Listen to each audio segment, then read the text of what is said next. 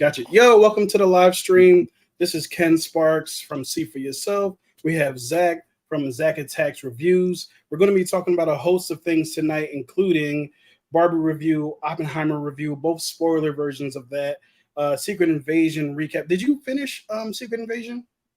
Yeah, I Okay, watched it. I feel sorry for you because I feel sorry for myself.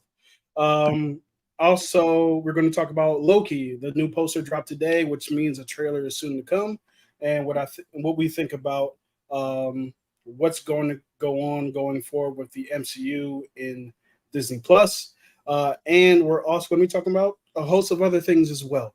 So, first things first on the docket, man. How are you doing? This is crazy. This is our first live stream together. I'm actually really excited to Yeah, be doing this with you. yeah. So yeah, man, how are you feeling? I'm doing good. Yeah, I'm excited to do this with you. We been connecting for over the past month, and this is as close to live action that we've gotten so far. Yeah, for sure. In motion and everything. But like I told you before, I'm in the constant state of tired. I Yo, have a full-time job and I do YouTube like 6 days a week. So yeah, I'm just always moving, but I feel good. I'm happy and I'm excited to talk about this. I know that there's gonna be certain topics that we have that we're gonna like be have differences on. So I'm hmm excited to see how those debates go.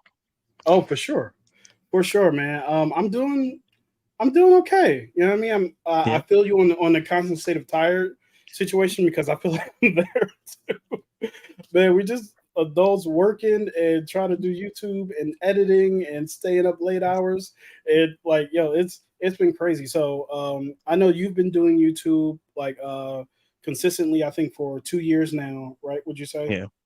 And I've been doing it for like maybe going on 3 months. So I know that you've known the struggles more than I do of just the late nights editing, trying to recalibrate yourself, and figure out, hey, you know what, I still have another life outside of this that I need Yeah. to figure out and figure out where this fits. So yeah, man. Thanks for just being willing to join with me. But Yeah. yeah, other than that, man, things are generally good. That's good to I hear. yeah. Have you seen any dope like movies?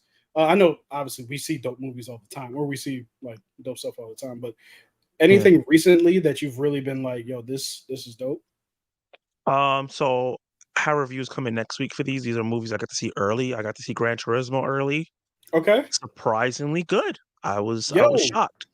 I was actually pleasantly surprised by the trailer, Yeah. and by how different it was because everything car related seemed to go like the Fast and Furious route for a while. So I'm glad to Yeah. see that this is a little different.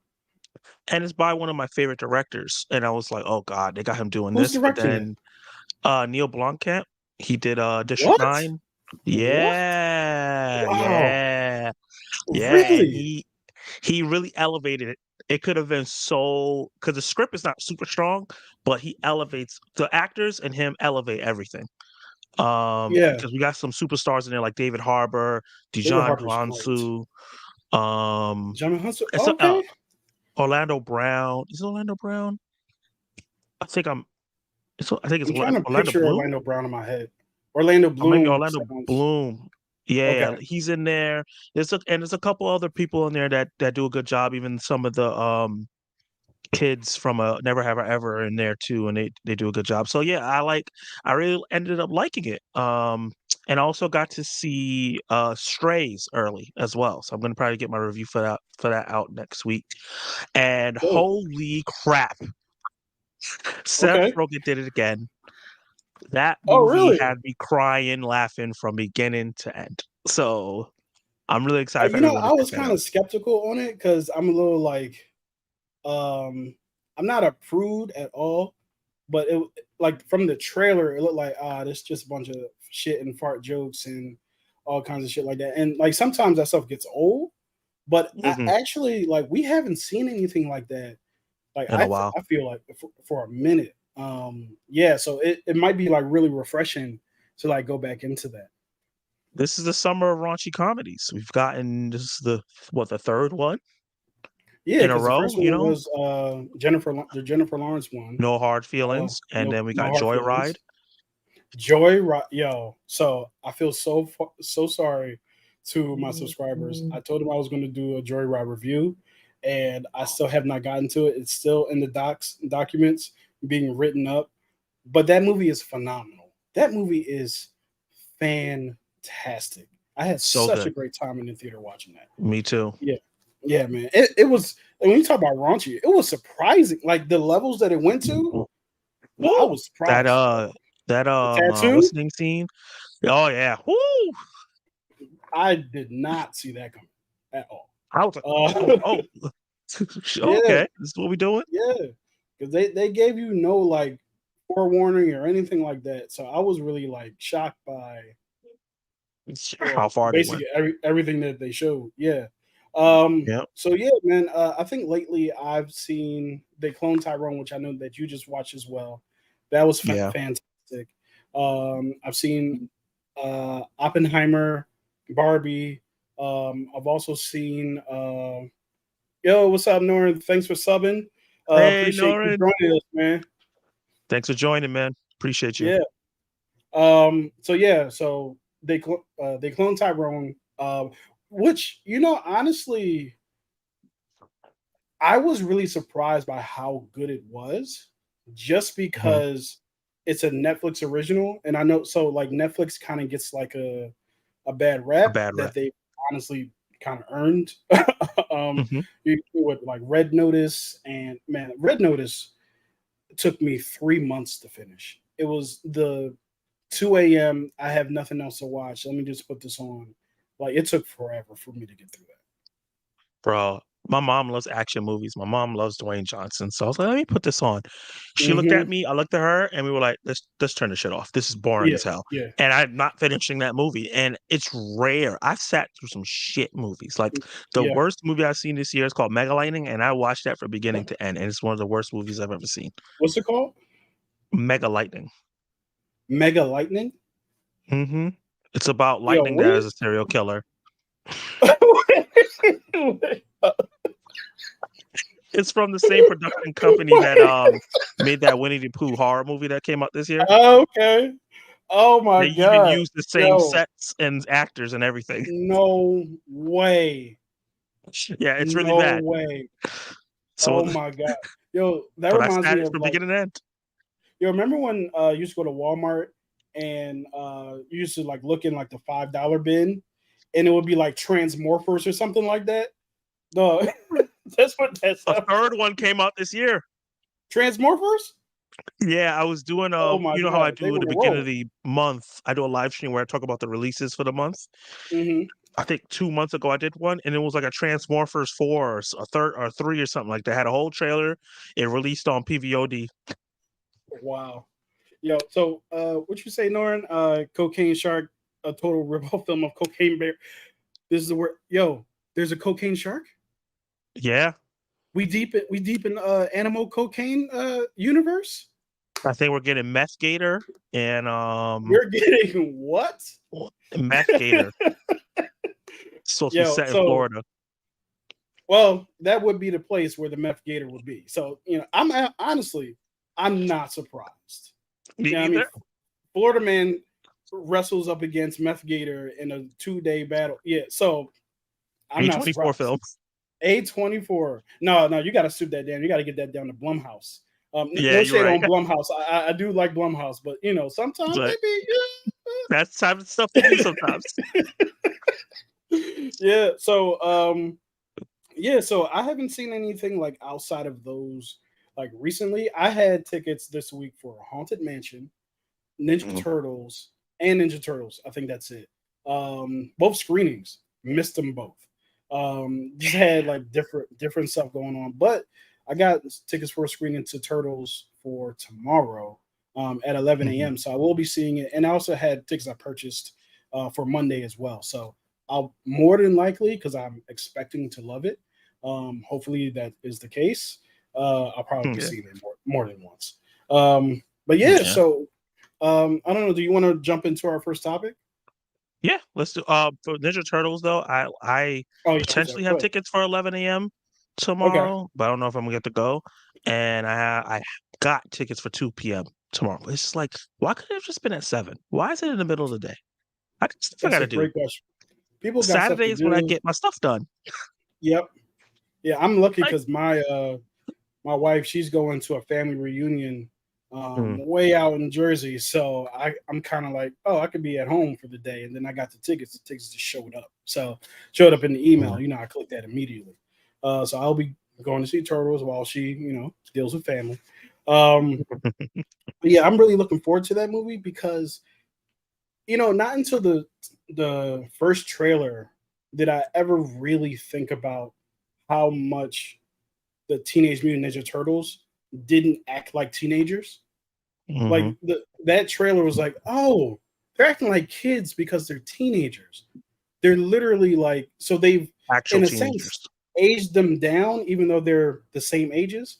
Because Raphael has been a 24, 25-year-old man since I've met him in 1990 in the first movie. So Yep. yeah, With the weight of the I mean he's got world and right. angry. It's He's like not a you shouldn't be teenager. 14 being that angry. Um, Yeah, I have to say that the trailers have made me realize that people don't know how teenagers sound or act. yeah. As they're You- complaining about Donatello's voice, and I'm like, I've worked with teenagers, like 12, 13. Well, 12 is not teenage, but like 13-year-olds. That's how they right. sound. They have squeaky ass voices. Yeah, and I think what has contributed to that is movies in general. But like, you remember Spider-Man in I think what's that 2002? Spider-Man came out. Sam Raimi. Sam Raimi. These are Yeah. 30 and 40-year-old people, men and women, walking around this school acting like high schoolers. Which, to your point, when I got to high school, I was expecting all of us to kind of look like adults and we Hmm. all just look like skinny, underfed children, like Yep. who were growing. So yeah, it's Even before Spider-Man, look at Grease. Got Grease. 40-year-old Oh my, 40-year-old John yeah, Travolta acting like a yeah, teenager. yeah. Grease. Which full transparency, I've not seen. I've seen the dance numbers. I haven't seen it fully. I did see the other dance one, which I'm trying to bring to memory right now. Footloose Footloose. with Okay. Kevin Bacon. With Kevin Yeah. Bacon, who also didn't look like a teenager at all. No. Yeah. So, yeah, man, we've been hoodwinked, bamboozled, led astray. I love hoodwink. That's a great word. I got that from Stephen A. Smith. Oh, Yo, he was like mad as hell about the Knicks because I think Phil Jackson was running them at the time. He was like, we've been that Phil hoodwinked. Jackson era was so good just because of Stephen A's commentary. Yo, I didn't care how bad he was as running it, but just because Stephen A was going crazy. yeah, run amok, led astray. I have never heard someone I actually love use that that man. in a live situation. Yo, he is funny as hell. Um, but yeah, so what the hell are we even talking about today? So let me pull up the the docket. The docket. Yeah. I was Oh, the hey, twelve. Screen Gen. Thank you for joining the live stream. Yo, what's up, Screens In? How you doing, man? We gotta get you on one of these days. All right, let me pull up the docket. I think I might have closed it by accident.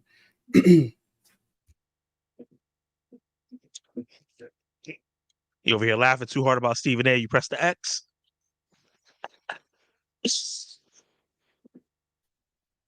Show enough did. So yeah, let me present real quick. See what we got here. Share screen. Technology. Yo, the Technology. audacity of um stream StreamYard to charge $50 a month for 1080p, not 4K. 1080, it's not 1080p. 4K, not 4K, 1080p. Wait, I thought there was a cheaper version than 50. So here's what happened, right? I assumed because I was trying to go up to the 1080p, I had just naturally assumed that if I paid the 25, I would get the 1080p. So Yeah. I just blindly, I didn't read the details. I just $25. All right, cool. Now we got to, and then when I went back to like click on the 1080p, it was like, nah, you need to go up to the 50. And I was like, Wow. Excuse me. And I know So they're the not going to 25 is refund just me. to get the logo off? Yeah, That's basically. crazy. Basically. Yeah. So, whoops, I'm already going ahead. Yeah. So basically, yeah, I'm just now I'm just stuck. Yo, Jason, what's up, man? Welcome to the stream. How you Hey, guys doing? Jason. We're doing good, man. We're just streaming and dreaming out here. I don't know why I'm rapping. We're just streaming and dreaming out Okay, Meek Mill. here. Right? Yo, I couldn't be Meek Mill if I wanted to because I don't know how that man yells for 3 minutes straight because that's all he does. Anyway, I digress. Um, but yeah, so the first topic that we have going on is essentially a lot of news dropped today in regards to Sony moving the dates back. I think Sony and other studios as well, moving the dates Yeah. back for excuse me, moving the dates back for a bunch of their movies. A bunch of the movies, starting with um, Venom. So Venom is being moved back all the way to July 2024. I don't even know if Mhm. it's necessarily being moved back because I don't know what the date was beforehand. But I know it's coming out next year, which is actually kind of it feels like a quick turnaround. But Venom was that last year Let or There was Be it the year Carnage? before? I think it Yeah, might be the year before because I think Morbius was last year. right. And I both of those are strikes for me. Yo, Morbius Yeah, and Venom Venom. 2 was a 2021. Yo, Venom 2 was bad. It's I don't it was bad because I Full also transparency, I haven't seen yeah. any of them. Okay, cool. I won't spoil anything. Oh, you All can I go can ahead. say, I am never watching these movies. yo, let me tell you something. I love the actor who plays Cletus Cassidy. His name Oh, like yeah, of course. escapes me right now. Woody Woody Harrelson. Harrelson. He Yeah, is phenomenal in one of the best. everything that he's in, except for this movie. He is miscast as hell. I do not understand how, because you know who I would have thought would have been a great Cletus Cassidy, although he Mhm. never would have done it just because of the type of person he is. Jim Carrey. Jim Carrey would have been a great Cletus Cassidy. Not Riddler. Don't think Riddler. Just think of sadistic like Jim Carrey, because that's Yeah, basically what Carnage is. yeah. Yeah. Screens then says Sony cash grab. I agree and I disagree. Here's why. We're about to get into some like philosophical stuff right quick. Everything's a cash grab. Everything. So I never like really subscribe to like the cash grab thing because there's not a single movie that's ever been put out to not make money. Like, oh, it's a good. You don't think so? Bo was afraid to make any money. Well, That was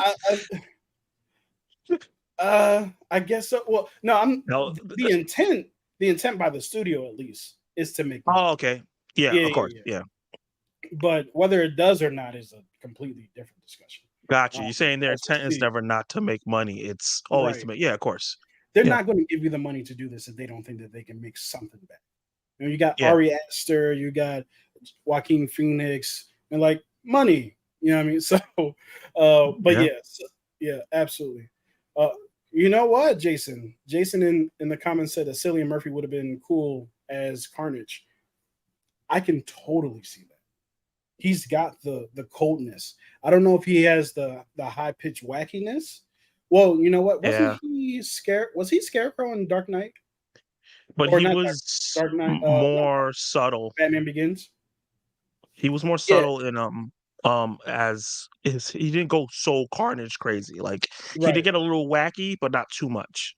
Yeah, I think if he just turned that dial up a little bit, he could totally get there. I've never seen Yeah. him get there, but I think that he could definitely turn that dial up. But yeah, so Venom has been. I don't know if it's been pushed back or it's just on July 12th. I know Bad Boys 4, which should that even be happening, but that's another discussion, is being moved back as well. Did you see Bad Boys 3 by any chance? No, I haven't. But I haven't heard any bad things about it. You have bad things about it? I've seen it. and it's not bad. It's Okay. just not good, if that makes any sense. It's just like it's one of those things where it's like, hey, this could have not existed and no one would have been upset if this didn't happen. Mm, it's just there. Yeah. Yeah.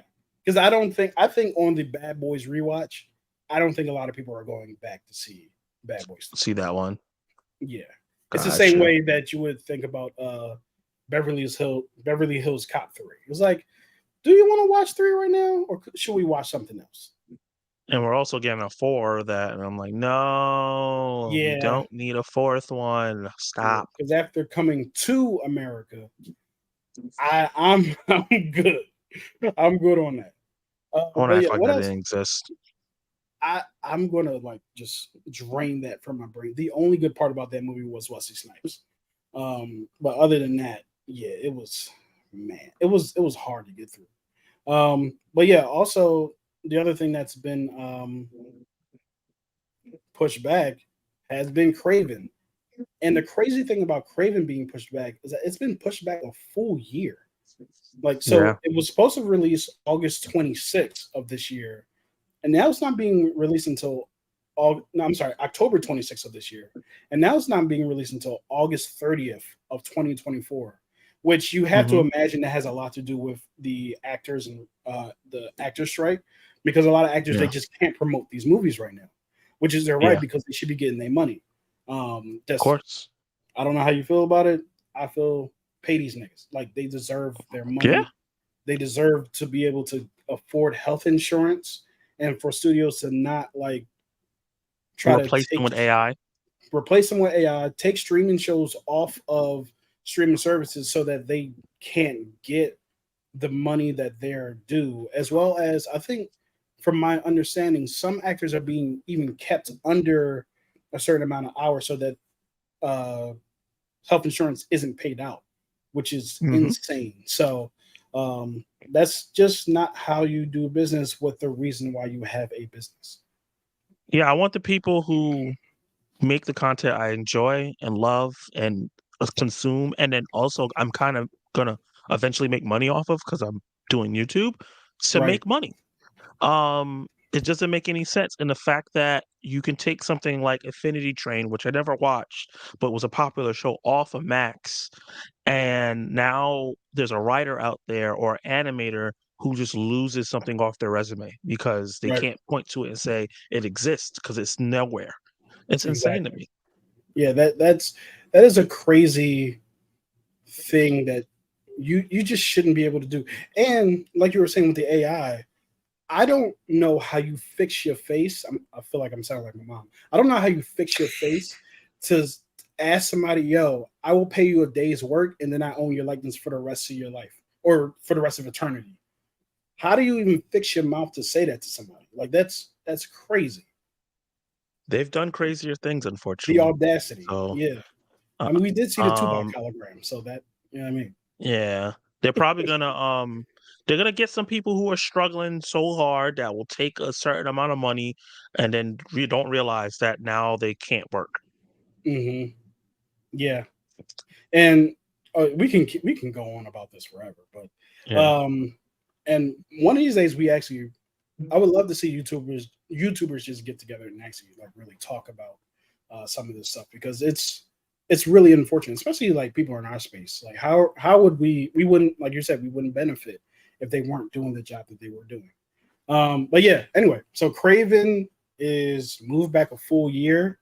Um, Yeah. Screens and reviews said the trailer was so for me. Craven pushed back, not bothered. Honestly, I kind of feel the same way because once I saw the radioactive lion blood, you know what I mean, fall into the wound, I was like, okay, lion mane, you know what I mean, is on the loose. I don't understand. Like, is the lion radioactive? That's why I want to see the movie. I need to find out what happened to that lion to give him powers. It's probably of the cloth of the spider that Spider-Man, it's more like Yeah, they were experimenting on more than one animal. right, right. It was probably Oscorp. Oscorp lion. You know what I'm saying? Just Yeah. Just why would we escape, just stop at out in the spiders? wild. Right. Yeah. Yeah. But the thing about Kraven is Kraven, Morbius, not Madam Web, because she's not even like a hero. She's just there. Well, Um, the one that they're using is though, because they're not using the old lady in the chair. They're using the right. younger lady who kind of does hero stuff. Mhm. So we'll see how that works. Because no one Yeah. knows that. Like no one knows that version of Madam Web. Yeah, because I don't, because the only Madam Web I know is from the 90s cartoon. Exactly. And if you recall, she was mad annoying most of the time. She would just drop in and ruin Peter's life for like 2 episodes. And like, I hope you learned your lesson and like dip off. It was like, ma'am, don't stop doing this. That Peter's whole life for multiverse thing at the two episodes. end of the series was because of her. Yeah, Yeah. that's very true. Yeah. I'm In gonna terms of Craven, yeah. I Mhm. this th- I'll say this is the best trailer that they've dropped of these Sony Spider-Man adjacent films Okay. because it doesn't feel like a comic book movie. It could just be a movie Hmm. that had nothing to do with it, and I'm not like, oh, where's Spider-Man? Like Venom Right. and Morbius, I was like, where's Spider-Man? But this, Right. the way they approach it, I'm like, I could just see Craven just out here just hunting people. Like, and we don't Yeah. need Spider-Man specifically. And I think it's because I really like Aaron Taylor Johnson why I want this to succeed. He's a So really it good might be a actor. bit of a bias. Right. Yeah, he's a really good actor. I've enjoyed him in everything I've seen him in. He was in Bullet Train, right? Yeah, he was in So Bullet good. Train. He was So good. phenomenal in that movie. So was Brian Tyree Henry. I always get his name mixed up, but Yeah. because the middle name, they are phenomenal as a duo in that movie. Yeah, I need that spinoff. I need that prequel Yeah, because for sure. they're so Yeah, good. yeah, absolutely. I remember get to some of these comments real quick. Yeah. Um, so Norin said Infinity Train is god tier. I literally cried. That's how emotionally touching that show was. Okay, Wow. that's a high recommendation. Uh, yeah, I haven't even heard of it to be honest with you. Yeah. So I got it. Well, how would I go check it out? You gotta become a Wow. pirate. Yeah, I might have to get on my Jack Sparrow. Um, Screens End Review says that's not how blood works, which is No, correct. no, that's not how it works at all. First of all, forget the blood. How did he survive? Right. He had a whole Revenant situation. Did you see the Revenant? No, I haven't seen it yet, Okay, I'll but I leave that alone. know about it. Yeah, the Yeah, bear. Yeah. yeah. Yeah, he had a whole Revenant. Then his dad was trying to just like leave him. It was like, sir, that's not how we parent. No, not at all. Not in a black household, at um, least. right. We jump in that So line. Jason Entertainment said the powers from a lion is a bit weird, but I was eager to see some hard R rated action. I can see that. Yeah, I mean, I think that if the action was good enough, maybe it could save the movie, but without a good story, we might be in a little bit of trouble, which it could be good, it could be bad. Who knows? That's why the whole I don't even know who. I channel. don't know who's writing it, Yeah, so I can't even. yeah, I have no clue whatsoever. Um, uh, Jason Entertainment also said it looks better than Morbius at least. Ah, I agree. let me think. Yeah, because I think Morbius for me was dead on arrival. I was like, no, there's because I think a lot of times with these villain centric movies, I'm always wondering, okay, so who's the villain in the villain movie? Because that I know the Rhino is the villain in this one, Yeah, which fine, fine, but Screens In said the Red Band trailer was very mild. I was concerned. Yeah, usually when you see a Red Band trailer, you want to see something like what we it's saw way more with Gen violent. Gen V, for the spinoff of the Boys. That's a Red Band trailer. Yeah, Yeah, but yeah. So moving there's on. also a teaser trailer, so they probably don't want to show too much at the same time. That's true, and I guess we're being teased for a full year now. So, um, yeah. So moving on to We got Kraven. Yeah, we just talked about Madam Web. Sydney, starring Dakota Johnson, Sydney Sweeney, Celeste O'Connor, Isabel Merced. I know these names. I just got to put faces to them. Emma Roberts, Yeah. Tahar Rahim, and Adam Scott has been brought forward 2 days Forward, and will now release which is on so February silly. 14th. 2 days? Did they make an announcement for two They days? It looks like because they're putting it on Valentine's Day, so Valentine's Day? it's probably gonna be like a romance thing going on in there that they feel is gonna work out. If they say so. Hey babe, look, I feel like what we really want to do is after we have our picnic, we need to go, you know what I'm saying, see the Madam Web. You know what I'm saying? Sydney Sweeney from you remember Sydney Sweeney, the girl who was That's right. on Euphoria with her shirt off like 90% of the show. Like I want to go see her in the theater. You know what I'm saying? We should go see her, right? And And Dakota then Johnson, who has a and trilogy of Dakota, being naked. yeah, so we that's what we should do on Valentine's Day. That's what the significant others in our lives would prefer to do. I can tell you right Yeah. now, the significant other in my life would not prefer to do that. Yeah. So okay. So yeah, we have okay.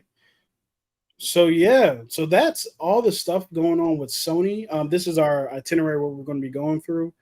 Um, yeah. So that's kind of the stuff with Sony. You said that you heard that something else is moving as well. I think before we start uh, streaming. Um, Shoot. Oh, Karate Kid. They're moving Karate Karate Kid. Kid, right. They Which delayed it. they could, they could lay that for eternity, in my personal opinion. They could put it on the Um, shelf. right, because Cobra Kai is phenomenal, and I don't think we need to do anything else. And my understanding was they were actually trying to recruit Jackie Chan to come back for that. To which I say, no, like why? I love Jackie Chan. Jackie Chan's one of my, we grew up with him. Yeah. Um, Short story short, I wanted to be a stuntman because of Jackie Chan. So much so is when I was Oh a kid, wow. I used to run in traffic, like for real. Me and my best friend used to dodge cars. We was going crazy. We used to climb. Like there were two buildings right next to each other. There was a supermarket and another building, and like it was so close that you could like kind of foot up it. We would always try to go Hmm. on top of the roof of that supermarket burned down, but that wasn't our fault. So so yeah. Screens in said, let Jackie work. I agree. I'm not saying Jackie shouldn't work. He's in Uh, Ninja Turtles. yeah, He's working. he is in Ninja Turtles. That's right. Yes, He's he's Master Splinter, right? Splinter. Yeah. Perfect. Yep. Um, yes. So before we move on to the next, John, let's just get through some of these comments. Uh, Screens in said, let's go see this Spider movie. Sleeps on couch. Correct. Yo, that had Uh, me dying because I was thinking of a joke like, "Hey, can we go see Spider-Man in theaters? No, we got Spider-Man at home." And it's Madam Web. right. um, Jason Entertainment said, hey, by the way, be aware that on Monday, because something might drop out. Oh, what you got something? Something mischievous? Okay. Oh, that sounds like the Loki trailer. Mischievous. See, put it together. Let Jackie work. Yo, my nigga Octavius in here. Welcome, Mr. Newman. What's up, Octavius, my Octavius? friend. We go. The person who I go to the movies every Thursday with is typically Octavius. So we are hand Nice. in He's your hand clay. on going to the movies. Yep. So yeah. So the next thing that we're going to get into is actually that, that, that, the Secret Invasion series review. So I'm going to let you start. I want to hear your thoughts on it, and then I'll go after you. Okay. Um, Let me Google the definition of mid. Hold on. Uh, okay. Google said Secret Invasion is a good example of the definition of mid because that's exactly what it was. Every single episode was middle of the road. It was just absolutely just monotonous. And I don't really go hard. If anyone that knows me, I'm the type of person that tries to see the positive in anything I watch. I get hate on it. A lot of people are like, "Oh, tear it down. No, this sucked." No, I'm like, "No, I like this." I'm not looking to hate something, but I was really excited for Secret Invasion because they teased it as a return to that Winter Soldier feel. The It sure trailers did. teased as this spy espionage and all this paranoia, spy espionage, action thriller. There was no spy work. There was no espionage work. There was no paranoia because they revealed every scroll from the first episode. There was nothing thrilling about what Mm, was going on. And the biggest letdown was just Nick Fury, Samuel Jackson's performance. It just felt super lethargic in every single episode. I feel like Nick Fury felt very serious in the moments that we got from before, and he always felt like a step ahead. And they even mentioned it here, whereas like you seem like you're steps behind, and I kept waiting for mm. him to go, "Aha, I'm not," and Right. that never came. Yeah. He literally was just keeping up with the villains at all times. Mhm. And I love Sam Jack. He's one of the GOATs. He's one of the greatest of all time. He's been in 1,000 movies and probably More half of movies them are than good. anybody. Yep. Yeah. And but it's just this was disappointing. And it's just a thing of like maybe he was just too old to star in a series. They should have had a younger co-star with him the whole time, maybe that could have performed the action, that could have performed the exciting stuff that he was training. Maybe even Isaiah Bradley from Falcon and Winter Soldier. And this is how he becomes Patriot. They could have maybe did that to have things balanced, but within the show itself, they had so much potential. Him having a personal story with Skrulls, his wife being one, and all that stuff that it did there, but they just never capitalized on making those exciting. Yeah. There was just no excitement. There was nothing like I don't need every show or MCU thing to affect the greater universe, but Secret Mhm. Invasion has to. Like Yeah. that's the one that should be affecting the greater universe. And it just was like, oh yeah, Rhodey's a scroll. And cool. A C Were you like minus. me in that you called that from the trailer? Because I called that from the trailer. Like he was I like, "That's a scroll." yeah. For some reason I didn't. Okay. Um, I was just like, "Oh, cool, Rhodey's in here. It's gonna be a two-hander. They're gonna be setting up Armor Wars while also, that's what I thought was happening." But then when the first Yeah. episode came and he started acting up, I was like, "Oh yeah, that's not Rhodey." Yeah. I called it from the trailer because a few things. One, there was no one else in this show of note other than like obviously Maria Hill and Talos or Talos, however you guys want to pronounce it. I'm gonna let you live your life. And because they pronounce it differently throughout the show, and I kept thinking I was Yes, they wrong, do. but then someone else would say it differently. Um, Yep. and the only other person other than Nick was Rhodey, and it was like, well, if someone's going to be the surprise scroll, it's probably going to be Rhodey because the whole thing of Secret Invasion is like, who is it? It's not going to be, you know, uh, uh, farmhand number two. You know what I mean? That's not going to help anybody. Yeah. So yeah. So I. It's funny because retroactively, I agree with you. Because I had a different experience watching the show. I enjoyed Okay. every single episode until this last one, right? So I thought it had the spy stuff with all the espionage, like they were chasing each other. Like in like a lot of espionage movies, they be chasing each other, but they be kind of like briskly walk chasing. They Yeah. had a little bit of that in the first episode, Hiding through uh, corners and stuff like right? that. And just like looking, and then somebody always comes around the corner and they got the gun. Um, Yeah. and even like with the terrorist attack in the first one by Gravik, we'll get to him in a little bit, um, Yeah. and stuff like that. I was like, because my first reaction to the first episode was, oh snap, there's really consequences in the show. Maria Hill died. Um, there was an explosion. People actually died. This wasn't a MCU situation where all these explosions happened, these buildings fell. but no one got No hurt somehow. casualties. Right. Yeah. 'Cause it's like, yeah, like we blew up Sokovia, but no one died. It was like, how, Sway? Like, how is that possible? But obviously in Civil War, we found out that a kid did that. But so I was having fun with it. I was even having fun with the shaftness uh of Nick Fury. It's like, even when I'm out, I'm in. Like, I was having so much fun with all of that. And I think the thing that made it fun for me the most was watching all of these talented actors and actresses play off of each other. Every scene with Samuel Jackson and Don Cheadle was golden. Like, they were acting their asses off. Every scene with Ben Mendelsohn and Samuel Jackson was great. The what did Nick Fury say? Tell me something I don't know. Like, that was fun. Like, I was having a really good time with all that stuff.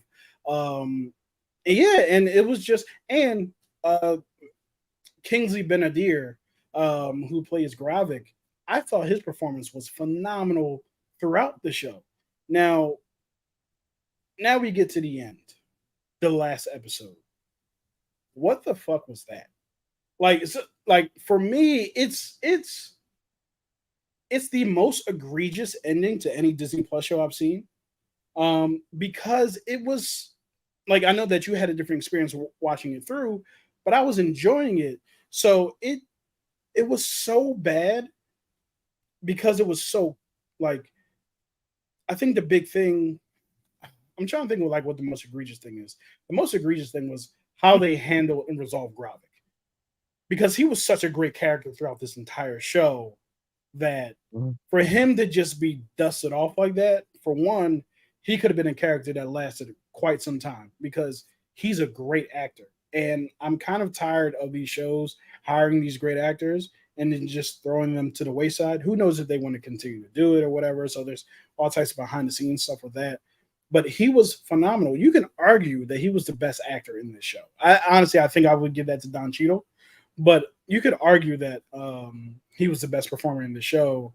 And they built up such an emotional, even the speech, right? The speech in the last episode when he's talking to who he thinks is Nick about his pain and all the things that he went through, and the promise of finding a new home, and just expressing almost like a kid who's disappointed in his father, like a father figure. Yeah. And for that to just turn out to be Emilia Clarke's Gaia, it just kind of left me feeling flat, because it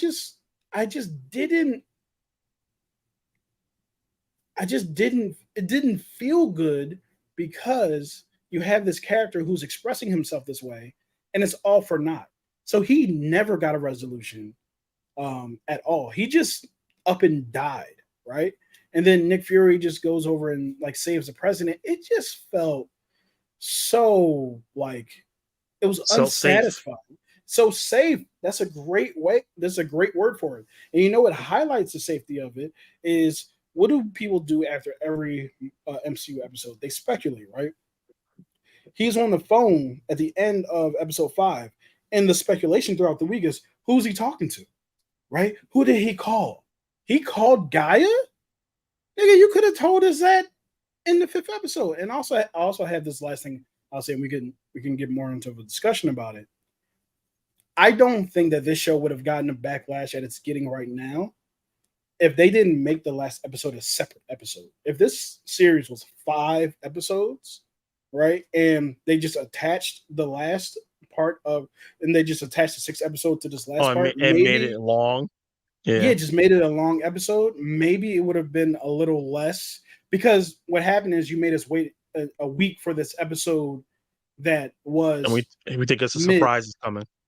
Right, and we think a surprise is coming, all this stuff like that. So the momentum would have carried through that episode, and I feel like it would have made much more sense for the hoodwink to happen, for Gravik to really be talking to Gaia.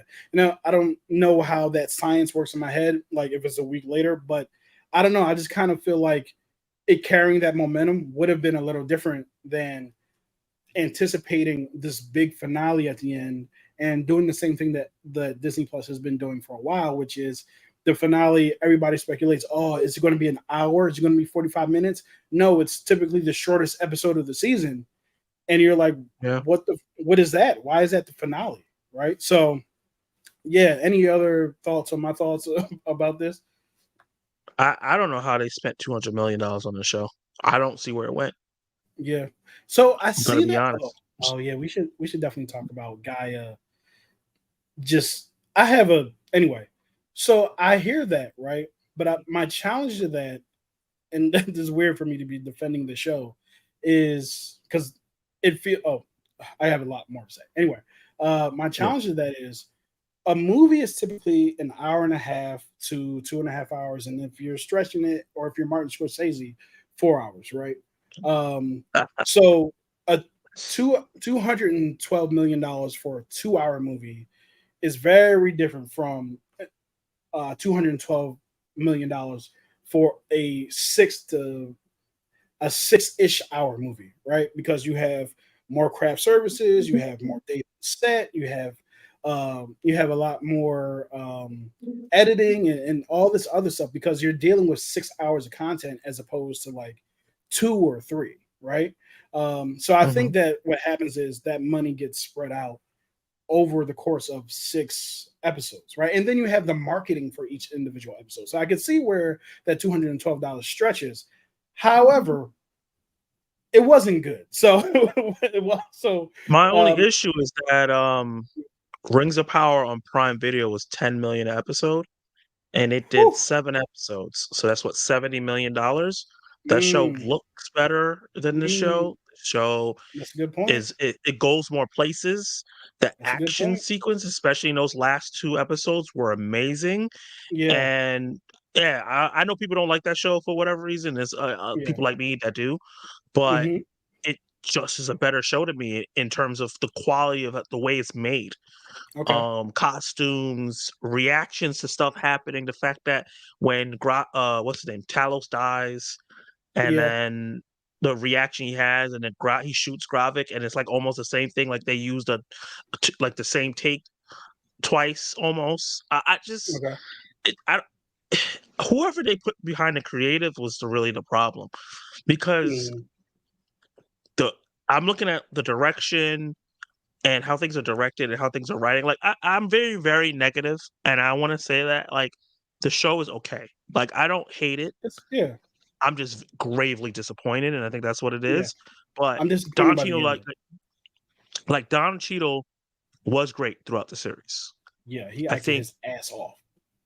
I think Amelia Clark was really good, Yeah. playing conflicted Skrull who's switching back and forth and trying to figure out what she was to do, and um, maybe underutilized a bit or something like that. Hmm. I don't think like people were praising Olivia Colman a lot. I thought she was okay. I didn't think that I she thought she blew me was away good. or anything like that. I thought a lot of episodes she carried.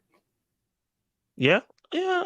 I think she was the most fun character. She was having the most fun out of everybody. Yeah. Maria Hill, this should have been her show. This should have been the show where Kobe Smulders finally got to do something, Hmm. and they killed her off. she They got to she fridged got her. to die. It's what she got to do.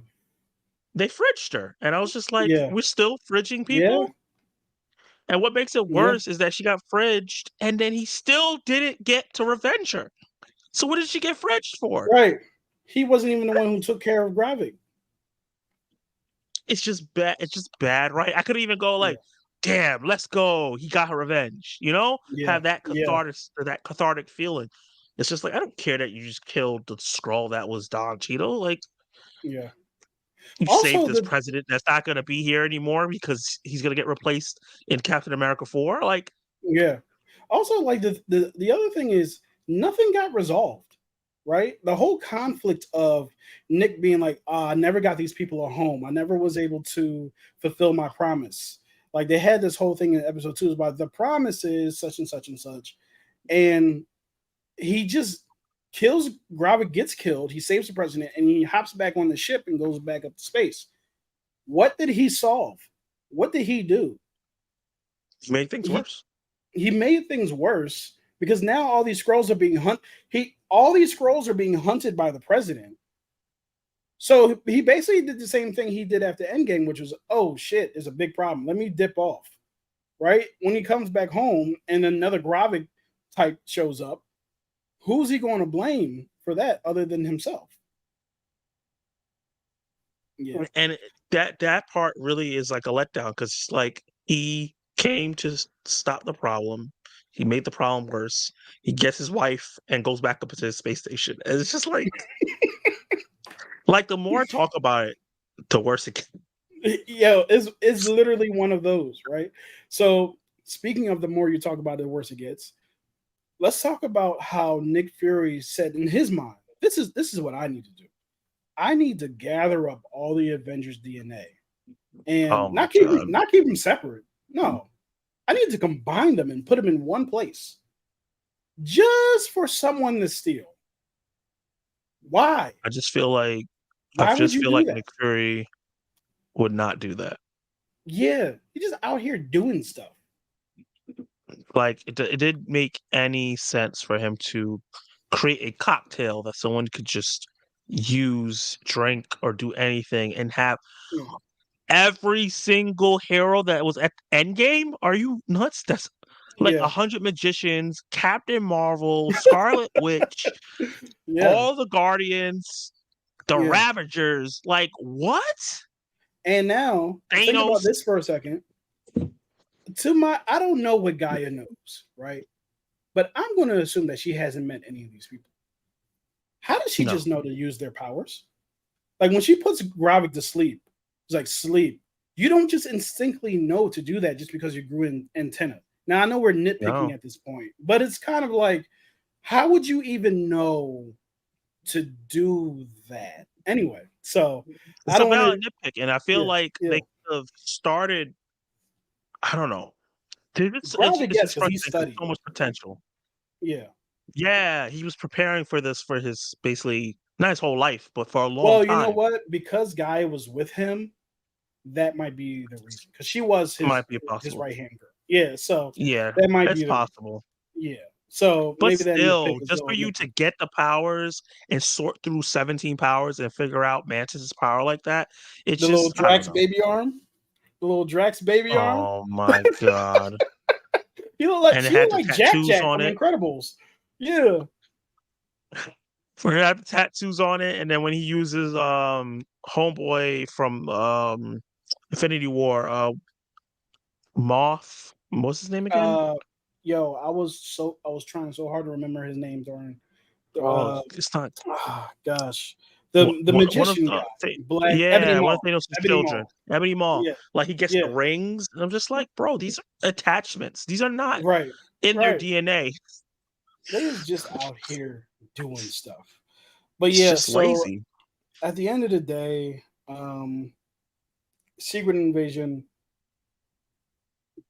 What solved would you rate it? nothing.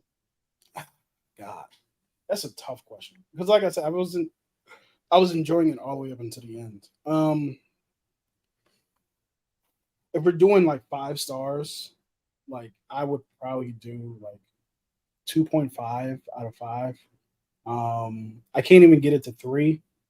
Uh, is it a below average show? I think so, only because you could have not watched the show and nothing happened, right? Other than the scroll, like you could have found out from a new screen in another movie that the scrolls were discovered and under attack. We could have met Gaia in another movie. We could have met Olivia Colman in another movie. You know what I mean? And I think the only thing that would have been different is meeting Vara, um, Fury's wife, who, let's give some flowers to that actress because she was Yeah, phenomenal throughout the show. she did a great job. Yeah, and Rhodey being rescued. Which, do you buy into this? Like he's been a scroll since Civil War thing? Because I don't think I can, only because it's dumb. That's literally the only reason why I can't. But why is it dumb? That's like the whole scroll. That's what the exciting thing was. Is like when did they switch? Right. It's Yeah, I guess so. It's just I want to believe that Rhodey was there for Infinity War and Endgame, and and that's Tony's it. death. And Tony's death and all that stuff. I want to believe that he was there for all that. Yeah. But I mean, but after that, he could have got switched out before Falcon and Winter Soldier. That's totally fine. He wasn't walking with a brace in that show at all. So Mm.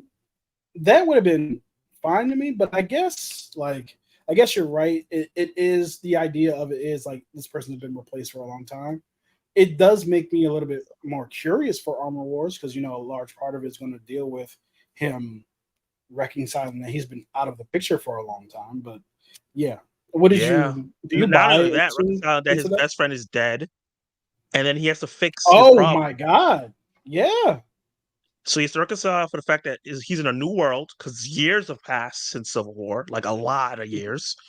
And then he has to reconcile that Tony's gone. And then on top of that, Armor Wars is about Tony's stuff getting into the wrong hands. So not only is he grieving his fresh friend that dead, that he didn't even get to see happen, have any understanding of what happened, he has now right. to fix his problem that Tony has left him. I Yeah, think that could be great, yeah, depending on who has it, but it still does suck yeah, on the other side of it, you know? yeah. So yeah, so I'll we should wrap this up here. Let's read some comments because I'm sure people have been talking about it. And yeah, Mhm. let's get to it. Uh, da, da, da, so Jason Entertainment says this show was the most disappointing because it had so much potential and never went there. I agree. Mhm. I think Jason also says I think this show doesn't have a heart in this show. I unfortunately agree. Preston Reviews. What's up, man? What's up, Preston? How you feeling, man? Thank you for joining Jay by Preston. or stopping by. um, Jason Entertainment also says I think Nick and Talos' friendship was starting to be the heart of the show, but nope, didn't go there either. I agree. Mhm. Tim said spoilers. Sorry if we didn't give a spoiler warning, but everything we're going to be talking about today is going to be full spoilers. Yeah. That includes Barbie, Oppenheimer, and I think that's the only other things that we're going over today. In terms of Preston says, reviews. Yeah. yeah, Preston review says, I liked it up till the finale episode, but the finale episode sucked. I agree. Did you see that Rotten Tomatoes gave it a 13%? Yeah. Yeah. Um, Preston also said, I also didn't like how Nick saved the president and didn't get Talos. I agree big time with that. It looked like he had enough time to go back and get Talos. But I guess saving the president is kind of the thing. I think Um, that's more of a directing fault than the story. yeah, yeah, I agree. Also, I don't want to keep getting into it, but because of how badly the show ended, the deaths of the show with Talos and Maria Hill, they just feel wasted. Right? They just feel, Yeah, because it's like I would yeah, like to see them move on to other right, stuff, and now they're gone and for no reason. yeah. Let's see. Screens End review says the whole season felt like an episode one. Huh, that's an interesting take. I had to think more about that. It does feel like I don't know about. I don't know. I don't know if I agree with that. Don't know if I disagree with that. Let's see. Did you hear that Preston says? Did you hear that the director said Rhodey has been a scroll since the end of Civil War? Yeah, we just talked about that. I have a hard time. But the thing is, if the director said it, then yeah. Screens that screens that 200 mil. Someone's getting fired. Uh, Possibly. And Jason Entertainment says, for me, the standouts were Gravik, Talos, and Don Cheadle. I feel like the show was too cheap in the direction, the writing at some times, and locations. There was fantastic dialogues. Not always, though. Coleman was great, too. I agree. I totally agree. Yeah, man. So that's our Secret Invasion series review discussion. Um, yeah, hopefully, I don't know what to hope for going forward with the MCU, but yeah, yeah. And I'm not like I'm not a negative person when it comes to this stuff, but when you kind of get these, I think specifically it's with the shows because the movies for me are up and down, but their ups are really high and their downs aren't that low. So it's kind of like Mhm. Um, but yeah, moving right along. Let's see what else we have here. We have Donald Glover. Oh, I'm sorry. Let's get to this first, actually, which I think is the thing. But no, is there nothing else? Loki. Got it. The Loki Transition from season show to two. show. Yeah. Yo, so I don't know if you saw my tweet, but I said that I think that they put this poster out to kind of like get rid of the stink of the end of Secret Invasion. I don't know if that's true. 1000%. Yeah, yeah. Because it's like, oh god, do we have that poster ready, Bob? Yeah, post it They did the now. same thing with Thor: Love and Thunder. As soon as Thor: Love and Thunder reactions to, or no, Ant-Man: Quantumania, they released a poster for the Marvels, and they started dropping Oh trailers. yeah, yeah. But yeah, so Loki. I don't know how you felt about the first season of Loki. I thoroughly enjoyed it. I still have it rated as the best show that they've put out. And right under that is WandaVision for me.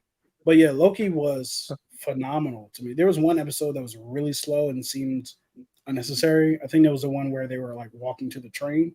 But for the most part, this show I really enjoyed. It fulfilled its promise to me.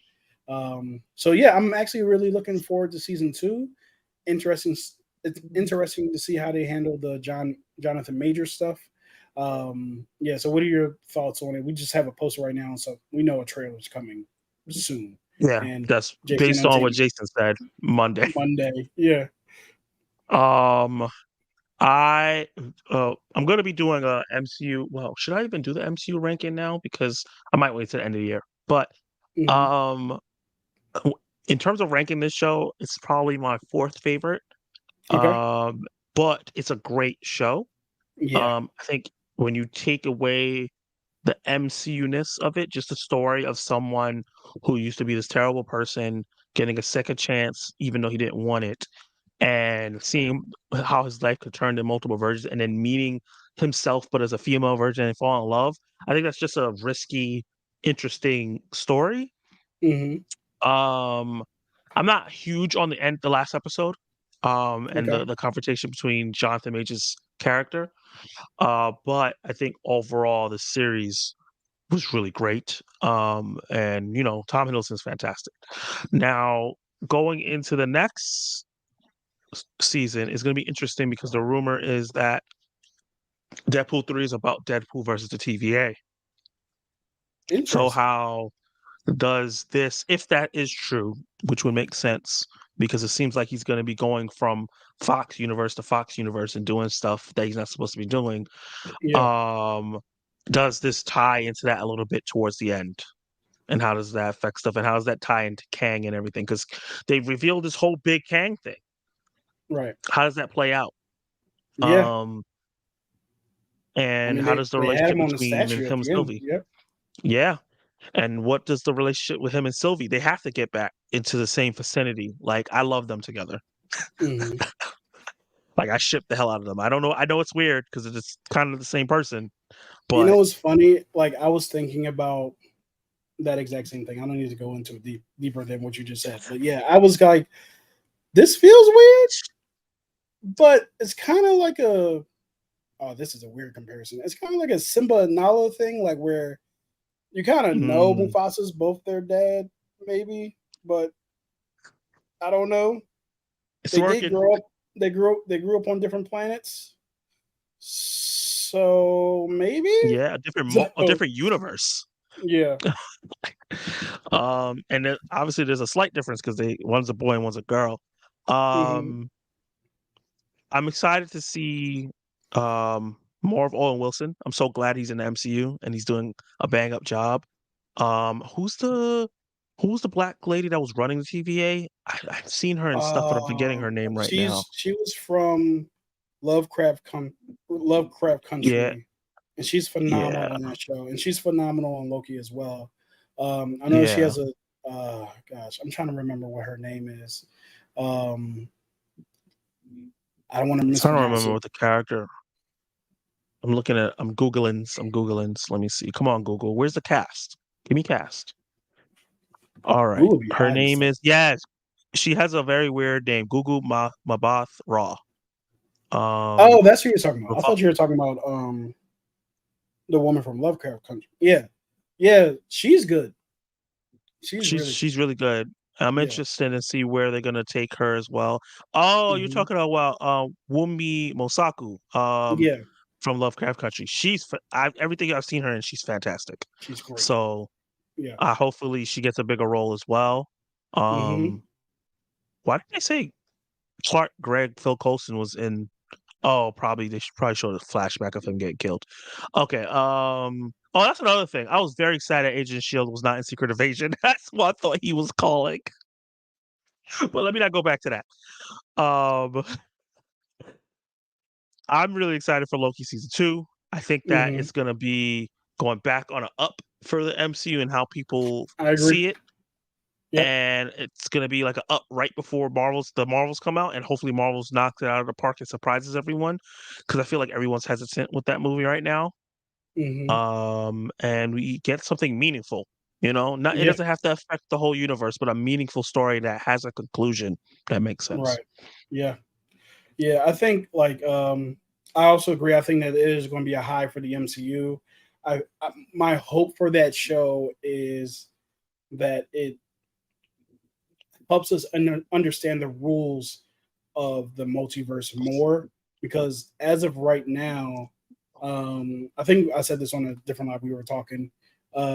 We've gotten there through the TVA, through magic, um, through Peter Parker messing up a spell, through all kinds of different ways. We've gotten at the end of Doctor Strange in the Multiverse of Madness.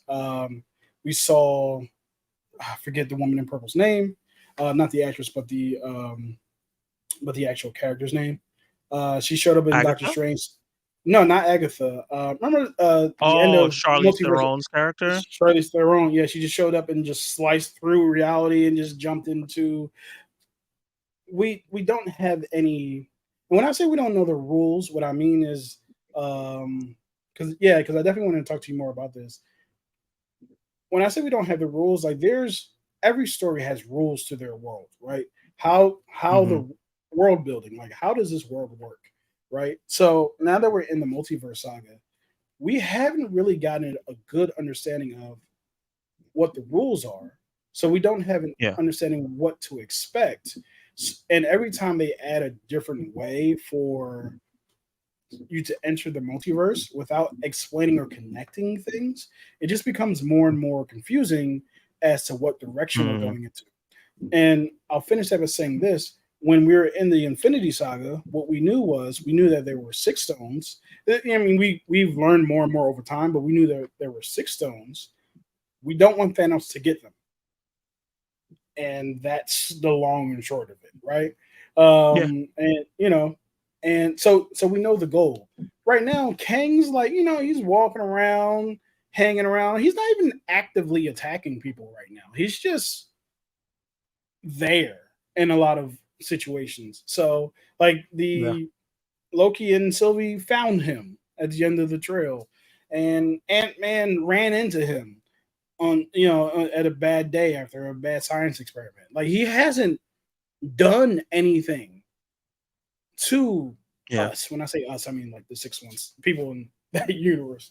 Yeah. So yeah, and then at the end of it, at the end of Ant Man and the Wasp: Quantumania, he's like the spoilers for that movie.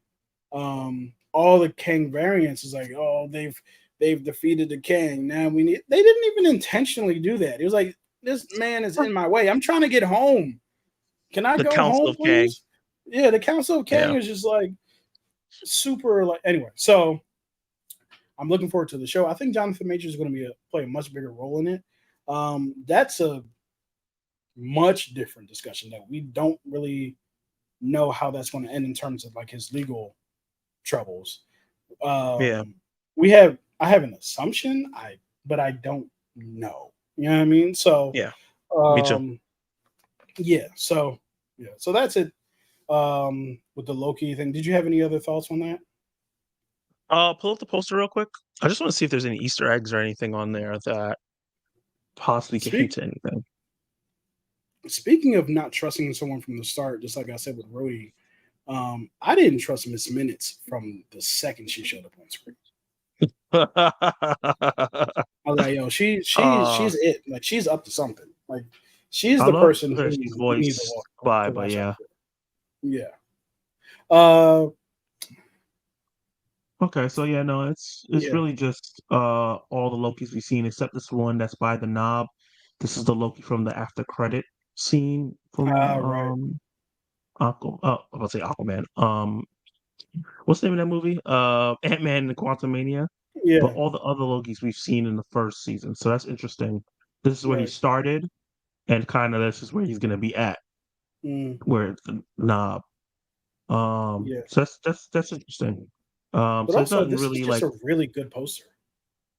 yeah, no, it's a fantastic poster, honestly. It's one of their Yeah. best ones. It's not just floaty Hmm. heads, it's creative. Right. You know, a lot of their Disney Plus shows have had great posters. Yeah, Um, better than the movies. yeah. The WandaVision ones were fantastic. Falcon and Winter Soldier, but Yeah. Hawkeye were good. The Miss Marvel ones were nice with the graffiti look. Yep. She-Hulk, did something different. Her on the bench, her here, like it was just they tried. Yeah. They did a lot of trying, that's for sure. Yeah, But yeah, so yeah, so we can actually move on to the next thing, which yeah. is I don't know why I stopped the oh, no, I didn't stop the share. Oh, get that, and stop screen and present it again because I don't know why they wouldn't give me the option to do that. And share it again. Here we go. All right. So yeah, so the next thing on the docket, and I'll take this back down so we can talk about it, is oh yeah, so the next thing is actually the Donald Glover Lando news. Um yeah, so Donald Glover and his brother Stephen Glover have been tasked with writing the Lando show, which is really interesting Yeah. on several different fronts. Which he signed a writing contract during a writer strike. That's interesting. And B, and B, um, I like Donald Glover, and I think he's going to do a great job with it. But the other thing is, should they even be doing it in the first place? What are your thoughts on those things? I think Donald and Steven are great writers. Atlanta is Yeah. one of my favorite shows of all time. Hmm. And they did a fantastic job every season. They recently did Swarm on Prime Video, which is one of the best shows I of the year. started that. I have not finished it, but I plan on it. Yes, great, great, great show. Not perfect, but great show. Hmm. So them taking on Star Wars is very interesting. Now, personally, I'm tired of old Star Wars content. Like, I'm tired of the old characters. Yeah. The only thing I'm interested in that's old is the first Jedi movie, because that's something that we've never seen at all. It's not like it's gonna be Yeah. a brand new character, but Hmm. everything else that's featuring something of a younger version of a character we've seen before or a current version of a character we've seen before, I just need them to move forward. I'm like even Yeah. more excited about the Rey movie than any of the Acolyte or whatever. So like I Mm. feel Lando is such I'm probably gonna get hate by the Black Star Wars community, an irrelevant character that we do not need to see what he was doing when he was young. Like, Yeah. it's gonna be like Solo. It's like these guys were not important until they got into the main trilogy. Right. Yeah. I, Yeah. whatever they were doing before is like whatever. Yeah. I agree with you. Like for the most part, I know for me, I do not think that I agree with you 100% in that I don't think we need to be going back and doing the little adventures between the adventures. Like I think we can chill out with that. Even with Andor, to be honest with you, it's a good show. Mm, I enjoyed it towards the middle, towards the end. The beginning was a little slow for me. However, he Cassian, I saw him die. Like I know yep. this doesn't lead anywhere. I mean, it leads to his, but there's nothing. It It's fills hard some for me to gaps. find stakes in a movie, or it's hard for me to find stakes in new content that's based on something that I know the end of this character. Like I literally saw with my two eyes this person die. So any situation where he's in an action situation where he's in a shootout, there's no question that he makes it. Now you could say, well, of course he's going to make it. He's the good guy. He's the protagonist. He's going to make it. However, at least there's some possibility that he doesn't. I know how he Yeah. ends. When you have the suspension of belief of a show where you don't know with the character ending, there's always like oh, he might die, and you get absorbed by it. Right. And that's kind of the point. You know they're not going to in the back of your head, but Right. you also, and I get that. The only way a prequel works is if you introduce characters that are you get attached to and they are in danger. Because you're like, Yeah. oh, I did not see you in Rogue One. So that Right. means you either Right. just don't make it or you just don't come. And I didn't know why you Right. didn't come and help him. Yeah. And I think that the only character that I really, really got attached to that I thought was interesting was Andy Serkis' character. Yeah. Um, Yeah. He was great. and he's Oh, gone. So are we like, doing spoilers for Andor? oh my Um, bad. That show yeah. was So so long ago. you never know with people's schedules, but Yeah, that's yeah, true. That's spoilers for true. Andor. I'm sorry. But yeah, Yeah. so I agree. Andy Serkis' character was phenomenal in that show. Everything Yes. else was really kind of not everything, but the beginning part was really slow, and I really did. Frankly, I didn't care until he got to the prison. And the prison was such an interesting thing to do in the middle of a show because Yeah. not a lot of times you just set your character in the middle of a series just somewhere else. Um, see, Devin So Rucker said, sorry, Devin. "Damn, I was just about to watch Andor." You, Our bad, you can man. still watch Sorry. it. You don't have context. Yeah, yeah, um, yeah. So as far as Donald Glover, you know, writing the show and stuff like that, I think the show could be good, right? I think whether or not the show is good is completely detached from whether or not I want it to happen. I mean, those two Yeah. things can be true. Like those two things are mutually exclusive. Um, but yeah, I agree with you. I would much rather them invest in Star Wars Visions stuff, and we can go into a whole tangent about that. My very first episode on my YouTube channel was about Star Wars Visions and why they're not investing in it, and why I'm frustrated that they're not investing in it, and instead giving us another Ray movie, which is fine. Like, do we? Yeah, I mean that's essentially how I feel about it. Okay, if that's what you want to do with your money. So Unfortunately, yeah, historically, Star Wars animation hasn't done great.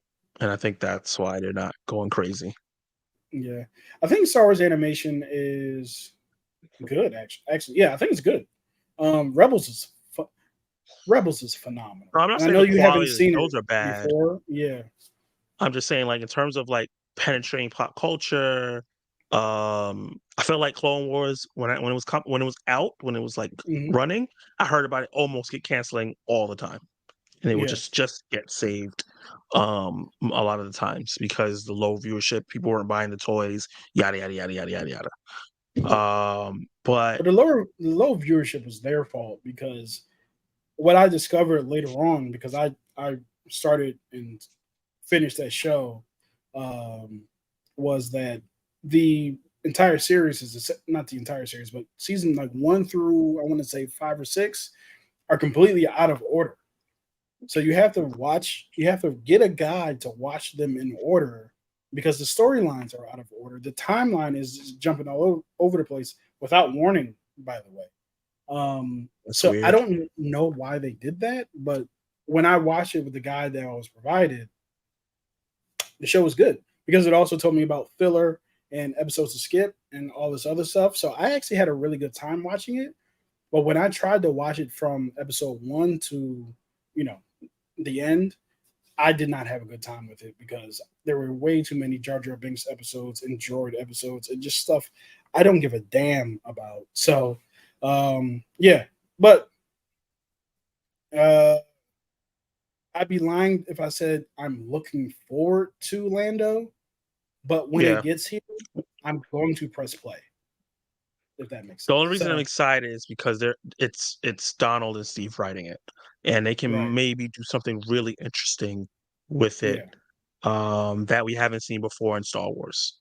right. So that's like that gives me a little bit of excitement for it now that it's a different Mhm. writer because they apparently the other writer had to leave because it was taking too long. He had another obligation to write a different thing. Yeah, makes So sense. um, that's the only Yeah. thing excitement I have. I'm trying to think like what it could be about, but now that we have a new Mhm. writing team, I can't even speculate because they're starting from scratch. I have no idea. But I will say this: there is a Lando comic book that came out. It was like a limited series. Really good. Mhm. Really, really good. I highly So recommend they it. can adapt I'll that. post a picture of it on the community post. I'll post a picture of it there. Also, interestingly enough, and this is the last thing I'll say about that, their comics are in continuity. So Yeah. they're literally tied in. So it's strange. It's as strange as what James Gunn is doing by tying in video games, which just Oh I boy. yeah. But yeah, Hope so you realize that's a bad idea and just don't do it and don't say nothing about it. Just let it fade away you want to as an idea. you think you think Disney Plus is a barrier. Disney Plus Marvel shows is a barrier to get people understanding and involved. Put something on a video game if you want to. But yeah, I'm gonna read some of these comments. Da, da, da. So Preston says Loki 2 is my favorite because it's behind Secret Invasion. Uh, Screens In says I don't think we'll see Kang hinted at in Deadpool 3, which honestly I feel like is a mistake because if not, then when are you going to start making the heroes aware of him other than Ant-Man? Um, uh, Preston Review says Zach, I'll give you She-Hulk different. I'm not sure what Preston meant by that. Devin says, "Damn, I'm about to watch Andor." He said later on that he was kidding. Um, Norin Red. How am I just getting that? Silver Surfer. Norin Red, Yeah. 89 said, Andor for me had gripping writing. To me, by far the best written Star Wars show. I'm biased though because I view Rogue One as the best Disney Star Wars project to date. Let me tell you something right now. You're right. Rogue One is the best That's my Disney favorite Star Wars movie project. of any era. Period. Not period, but like Star Wars. Yes, Disney Star Wars project. Period. I love Mando. Rogue One is leaps and bounds better than that. And when it comes to my favorite Star Wars movies, you have Empire and you have Rogue One right there with it. They're tied. I usually give the edge to Empire, but Rogue One is that good. Rogue One makes A New Hope a good movie, which is another discussion for another day. Um, Oh my god. This guy with the yeah. hot So takes. if half your movie's bad, your movie's bad, and that's all I'll say about uh, episode 4. Anyway, Devin said the prequels were the first movies I watched, and they were still my personal favorites. That's cool. That makes sense. You know what I mean? If that's what you grew up with, if that's what you like, no problem whatsoever. You guys should like what you like. You're not wrong Yeah. for your opinion. That's what the whole see for yourself thing is about. Go see for yourself, and you saw for yourself, and you think that those are your favorites. Makes sense. Um, and Preston said, I have a question for you guys. What is the most new movies to you watched in a week? I hit the most this week with 14. You watched 14 movies this week, Preston? You That's watched insane.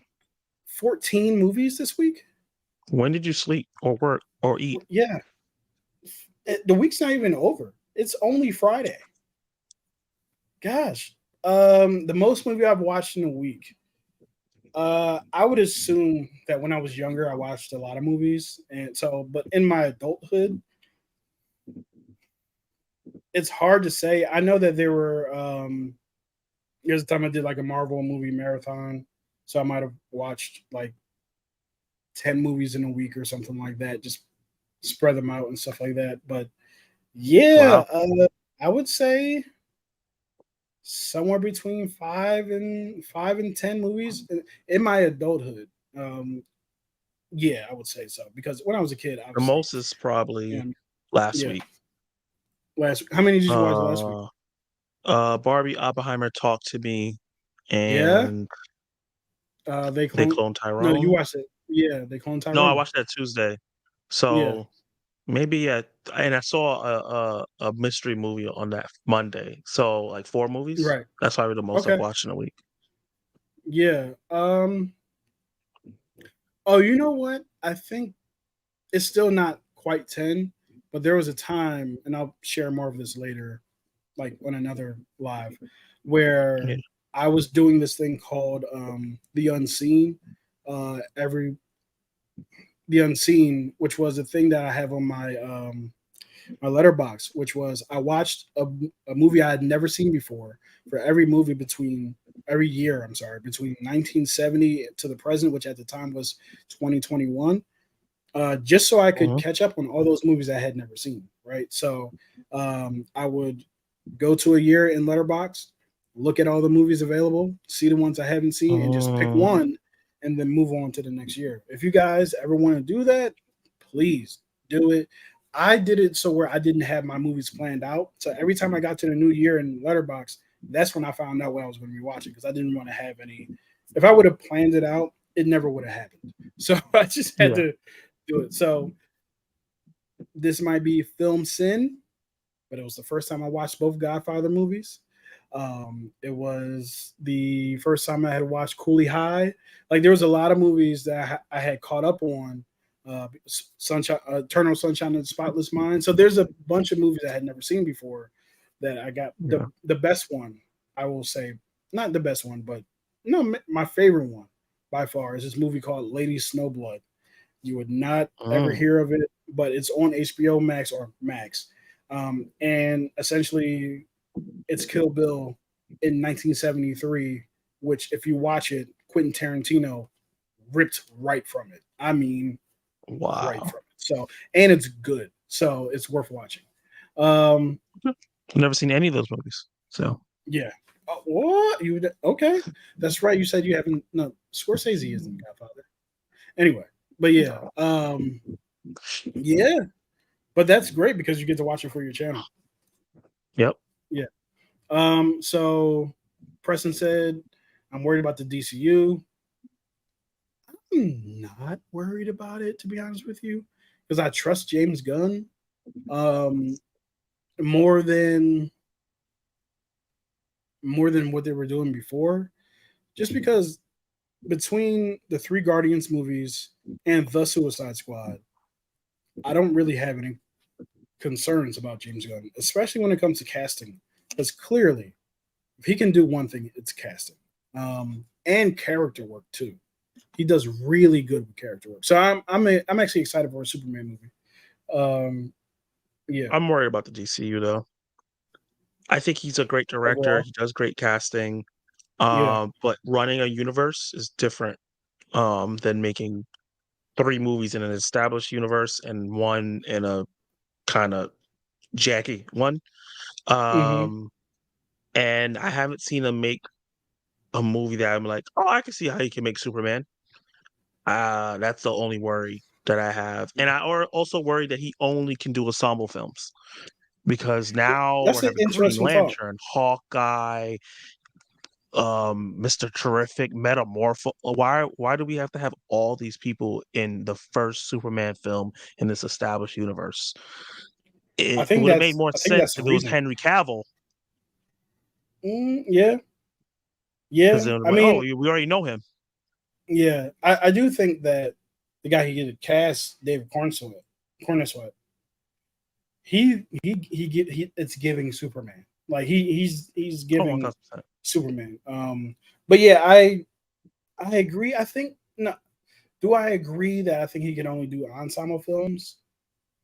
I don't know that. However, I do think that he has a propensity to get everybody involved, and kind of like share the spotlight. Because even in the Guardians films, except for Guardians of the Galaxy Volume 3, it's an ensemble film, but those are Star Wars movies. He is the guy, right? Right. That drive those movies. So yeah, we should probably get to these next topics. Yeah. You want to end at like 10:45 ish, or how you feeling? Yeah. It's really Whatever. up to you How many topics you because got left? we have Oppenheimer spoiler discussion. We already talked about the Loki expectations, and we have the Barbie. So we just basically have Oppenheimer and Do Barbie. Barbenheimer. Okay, let's do this. Yeah. All right. All right. So which one should we do first? I feel like we should do Oppenheimer first. Stop. Yeah, because I feel like we're gonna have a lot of thoughts on Barbie. Yeah. Because I know we kind of differ on it. So yeah, Oppenheimer. You Yeah. saw it. I saw it. I saw it in a 70 millimeter showing in Cherry Hill, New Nice. Jersey. It was a fun it was a fun experience, right? Mhm. However, it was a fun Uh-oh. experience. Oh, let me gather my thoughts. It was a fun experience to watch a movie like that, especially an event film, because that's essentially what it was. I thought the movie is well done, well crafted, well made, well directed, well acted. The conflict, spoilers by the way for Oppenheimer, the and Barbie, we're going to be going into spoilers as well. The conflict that you find at the end, I think the biggest issue I have with the film, which is not really a big issue, is that we don't find out what the hell the actual conflict is until the end of the movie. And what I mean by Mm. that is we know that he's being investigated for something. We know he's being held under the light for something. We even know that he's being framed for something, right? Not even framed. Like he's being made. Yeah, you could say framed. Like, but what we don't know is that Robert Downey Jr.'s character is behind the whole thing, right? And I Yeah. guess that's a good plot twist. But to me, I spent most of the 3 hour runtime saying, okay, so what's he in trouble for? Like, what did he do? That because I know it's a historical document. You don't know what happened. I have no idea what happened to Oppenheimer. I thought Albert Einstein had died in like a long time. Well, Yo. obviously he died a long time ago, Yo. but I had no idea. Yo. Matter of fact, Facts. yeah. Yo, but you know the That man showed craziest up. I thing, was like, right? You know, so I knew he was part of the Manhattan Project, right? But even that wasn't true because all my life I've heard, oh yeah, Albert Einstein, he was part of the Manhattan Project. He wasn't though. He was no. just there, right? I mean, he He was didn't just want no like parts of that shit. he wanted no parts of it. From my understanding, it was like this is Albert Einstein's biggest regret that he assisted on the. I'm like, he's not even in this movie. So, and I had never heard of Yeah. Oppenheimer before the film. You know what I mean? So, Me neither. but yeah, but to the good parts, Cillian Murphy. So here's the thing I love the most about the movie was Yeah. the cast, and not just the main cast and Cillian Murphy and gosh, I'm forgetting his name. Um, Boston guy. God, Matt Oh, Matt Damon. Damon? Yeah, Matt Yeah. Damon, and all the other like actors, Florence Pugh, and like all the other Yeah. actors around Emily him. Blunt. Yeah. Emily Blunt, she was phenomenal. She might get a nomination for that. Yeah. But it was also how all the other actors that I didn't know in the movie were utilized. Because when I saw Rami Malek show up, I was like, Rami Malek's in this? And he didn't have a big role, but his role was significant enough that it was impactful. And a lot of that happened throughout this movie. Even the guy who played Fitzsimmons in Scandal, he was in this movie. He's a really good actor. Tony Goodwin, I think his name is He's Goodwin. Tony typecast, but yeah, he is. He's definitely typecast as president guy. He's literally president guy. Every movie. But yeah, so I enjoyed how the cast was used. I enjoyed the pace of the movie, even for 3 hours. It didn't feel like 3 hours, although in the beginning of it, I kind of had a hard time like getting settled in. Because people hyped it up so much. Agree. I was like, what's going to happen? And the explosion scene was it paid off. It was good. I enjoyed it. You know what I mean? So, but yeah, but here's my thing about it. That's not a negative. It's just how I feel about it. This ain't the greatest movie that's ever been made, which is what it's been made out to be. Not like the greatest. yeah. This isn't like this. It's not even his. It's nowhere near his best movie. You know what I mean, it's not Inception. It's not. Much later, I've learned to appreciate Interstellar a lot more than I did at first. It's not Memento. It's not like his really great movies. It's a good film. It's a solid flick. Do I think I'm going to watch this 3 hours again? Never. I'm never going to watch this again. That doesn't mean it's not a good movie.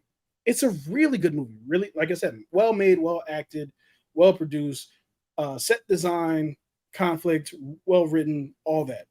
Phenomenal. It's good. I'm never going back to it. Like it's just not going to happen. And I don't think whether or not I go back to the movie determines how good it is. However, what I will say is it means something. You know what I mean? There's 3-hour movies I will go and watch again. This wouldn't be one of them. So I think this is a phenomenal movie. And if it wins an award, fine. It's fine with me. I'm not going to like poo-poo over it unless there's something that comes out I think is just leaps and bounds better. I haven't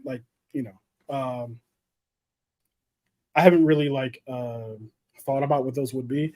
What I will say is Spiderverse is better than this. Anyway, so and that's an objective opinion. But yeah, so that's kind of my thoughts on it. It's really good. It's really good. Really well done. It's just not like this mind-blowing experience that it was made out to be. So I have to agree on the hyperbolic nature that this movie is taking on, both this and Barbie as the greatest movies ever of all time. Definitely not. Definitely not. But this is my third favorite movie of the year so far. I think that is a masterclass in filmmaking, and I love the character work. I love the story. I was blown away by how good the movie was. I went in my discourse on this film, from watching the trailers, going on the Spoiler Kings channel and talking about it, because I don't really do like discussions about films on my channel. It's just like more reviews and reactions. Is that I'm probably going to fall asleep. This is going to be boring as hell. So going in with those expectations about being bored and being scared about the 3-hour runtime and not caring about the guy who made the atomic bomb, to coming out the end of it completely mind blown and like caring about what happened to Oppenheimer and everything. Kitty. Crazy.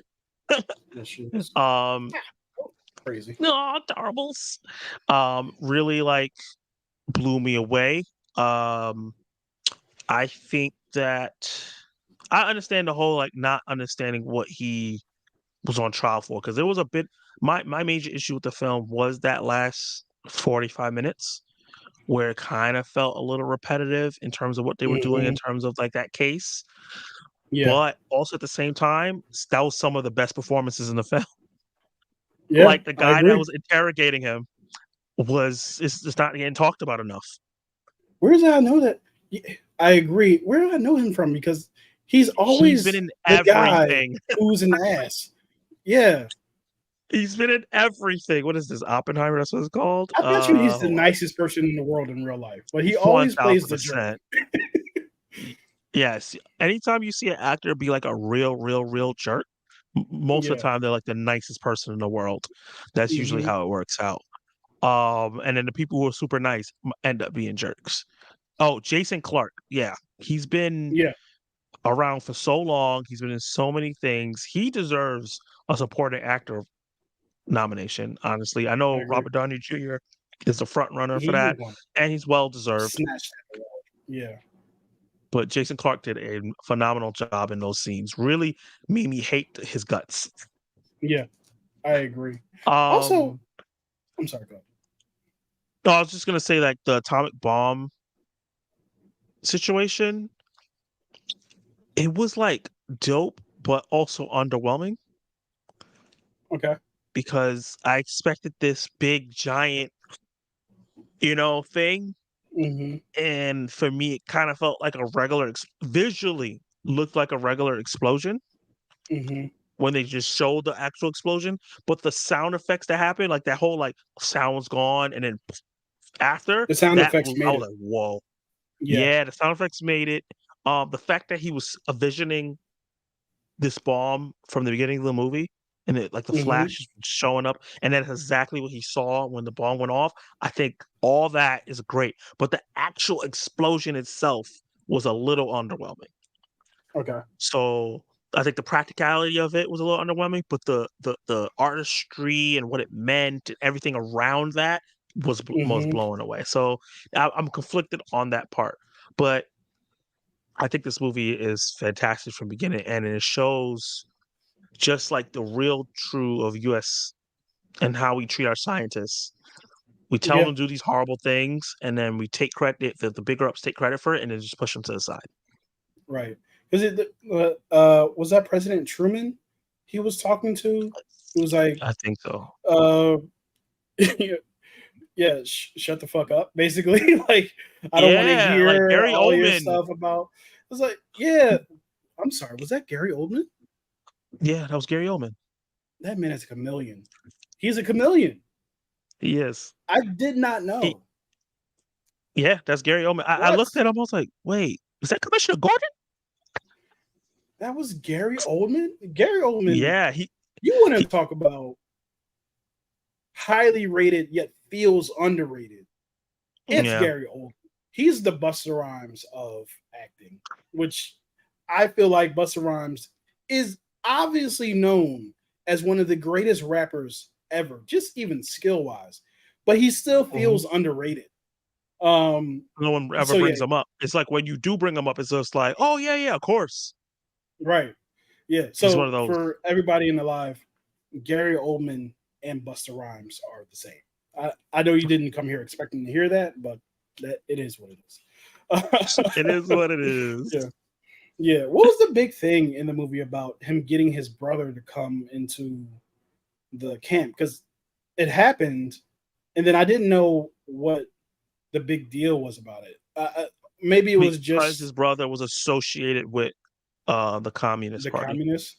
Got it. His wife Yeah. his wife was in it, and then he was in it, and then when him and his wife broke up, he came out of it, but they're like, "Well, he used to be in ties with it." Like, the whole thing Right. was just the fact that they had ties with the Communist Party. His Yeah. his girlfriend was part of it, and then his brother was married to somebody that was a part of it, and then he, Hmm. like, kinda teach the views a little bit in the classes. So it was like that whole Yeah. surrounding thing of, like, "Are you really with us?" Yeah. Um And they Yeah. really, like, try to frame him and make him like he was unloyal to America when he was really super loyal to America. Even I don't want to say too loyal, but I think that's the most interesting conversation to come out of the film in my mind is how do you live with yourself knowing that the thing that you made was responsible for the deaths of I don't I don't want to just say millions out of nowhere because I'm not sure if that's the actual number, but a lot of people. Yeah, Two major hundred cities in thousands. Japan. Yo, craziest Yeah. thing in the world was the president saying, "Yeah, just don't bomb there. I really like vacationing there." What? Bruh. Me and my wife love going there, so just leave that spot alone. I said out What? loud in the theater, "Bitch, what?" And I'm by myself. I went to go see this by myself, and I was just like, and the Yeah. guy next to me laughed, and I was just, "You like vacationing there?" Yeah. But those are conversations that happen right now to this day. Yeah. To this day, To this day. like, which is crazy to me. Yeah.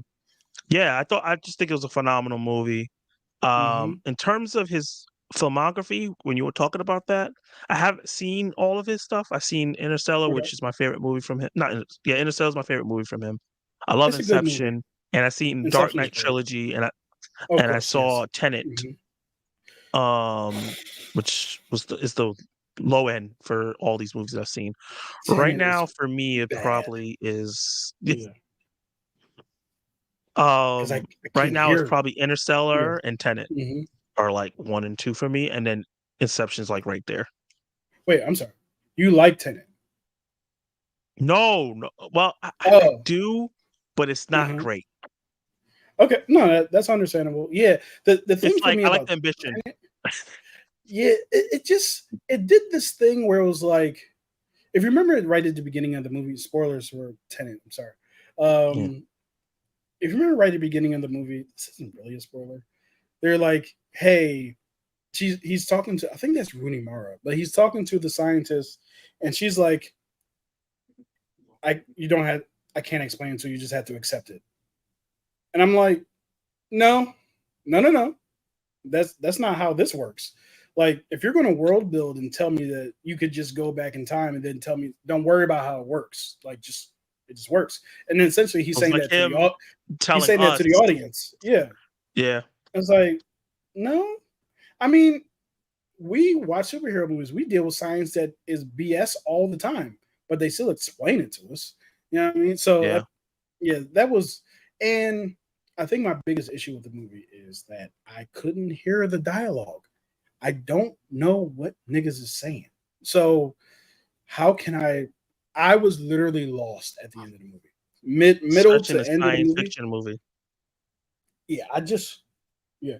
Oh, okay. So we'll get to some of those comments because I just saw one I really want to talk about. But yeah, he has a pretty great filmography.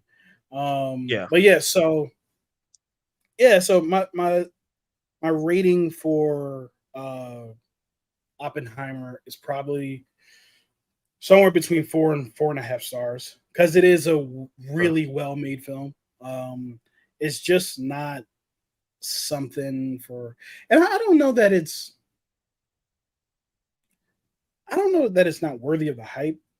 It just might not be the type of movie that gets me to get up and get out of my seat and scream it to the Yeah. mountaintops, right? So it's a well made The film. It's just rewatchability not is a big something that, part of rating, you know? Like the right, fact that right. you don't think you'll ever watch this again is a big thing. Yeah, yeah. And that, and like I said, that doesn't mean anything. It doesn't mean that it's not good. It's it's great, but it's just, you know. So yeah, so what was your rating be for it? I do letter grades, and I gave it an A on my channel. Okay. Okay. Which I guess with numbers, that's like a 9, 9.5, 10, or something like that. I don't Hmm. want to give it a 10. I've only given Yeah. one movie in my head a 10, Hmm. since I've been doing this. Okay. Um, You know you but got to yeah. tell me what that is, right? Oh, my favorite movie of all time, Everything Everywhere All at Once. That is worthy of a 10. I can tell you that right now. That movie is phenomenal. I'm That is glad one of because the you said that. best theater experiences I've ever had in my life. Yes. Yeah. And I Because had I high went into it expectations, not and it really blew it away. knowing what it was about. Yeah. So yeah. Yeah. That movie's, I was so happy that it won the award because it deserved it. Um Yes. it it's great to see when movies that deserve the win. I felt the And same it's way so about different. Parasite. Did you see Parasite? I love that movie. That movie is phenomenal. It's Yes. great. It's on another level of great. But yeah, Yeah. um, but yeah. So you give it an A. I honestly, with my friend Octavius, we actually do letter grades. I don't use stars because most people use stars. So for me, Yeah. it would be a minus. Um, just because it's well made, like I said, and well acted and well everything. But the Yeah. rewatchability for me just kind of takes a little bit from it. It's Yeah. better than average, much better than average. So, Yeah. yeah. So that's the Prestige. Prestige. That's because I saw that in the comments. That's the Oppenheimer Oppenheimer. discussion. I'm gonna read some of these comments and then we'll get to Barbie. Um, Mhm. okay, cool. So let's see. Oops. Screens and Review says I have faith in Gunn and won't be perfect, but hopefully better than the DCEU. I have no doubt that it'll be better than that. Devin Rucker said Einstein was around in 1955. That was back when everyone had to help in the war effort. It's true. Even had, like Detroit was just factory after factory, just making tanks and everything like that. It was all in. Mhm. Um, and yeah, and Devin said Oscar bait. Um, I'm sorry, I didn't read the rest of this. He was around in the 40s, and even if he didn't do much, he still was in meetings, and I'm sure thought out ideas. More than likely, yeah. And then Devin said it's Oscar bait. Yes, I wouldn't use that word for this. yeah. I assign Oscar bait to things that are just seemingly pretentious. They just seem like they're made for the Oscars. It's just this to me just I feels don't like a think he film made that, this for the Oscars yeah. people. And it didn't even come out like in that's it didn't come out in the Oscar season, and that was the one things I was worried about with Everything Everywhere All at Once because it came out so So early early. in the year. I didn't think that it would get the recognition that it deserved. People would Um, forget about it. Yeah. yeah. Preston Review said I like Oppenheimer way more than Barbie, but Barbie is better than John Wick 4. Oh That is a shit. take. That's a take. That's a take. Oh That shit. You just is a take. I am going to disagree with you there, Preston, about John Wick 4. Ma'am, you gotta go. And in Oppenheimer, I fell asleep at the beginning 20 minutes. I don't blame you. damn. Yeah, I don't blame you. But I'm glad it was just the first 20 minutes because the rest of the movie was still fire. Devin says Michael Bay would have killed that bomb explosion. He would have, Facts. actually. If there's one thing he can do is make something blow up. Facts. Press and review and last comment here is I just watched Tenet and The Prestige this week, and The Prestige won Hmm. 1000%. Have you seen Prestige? No, I haven't seen it yet. I'm glad that Definitely Preston something. mentioned it because I'm pretty sure it's my favorite. I know I said Inception, but I'm pretty sure Prestige is my favorite It's your Christopher favorite. Nolan film. It's phenomenal. It has Hugh Jackman is in it, and gosh, what is his name? Batman, the guy who played not recently, Gail? in the Bale and Bale, and they are so good in that movie. That movie, if I could make a suggestion, I would say watch that and Check review it. it. But yeah, Yeah. it's great. So yeah, so now we move on to our finale, which is Barbie or Barbie. Um, I'm going to let you go first if you would like Oh to, boy. because I know I have thoughts about the movie, or maybe I should go first. It doesn't matter. Um, what do you think? I'd like to hear your thoughts first. We've Okay. talked about it a little bit on a Yeah. community post. Yeah. So I kind of know where this is probably gonna go a little bit, but I Hmm. would like to hear your full thoughts and like it played out and stuff like that. I'm interested to hear. Sure.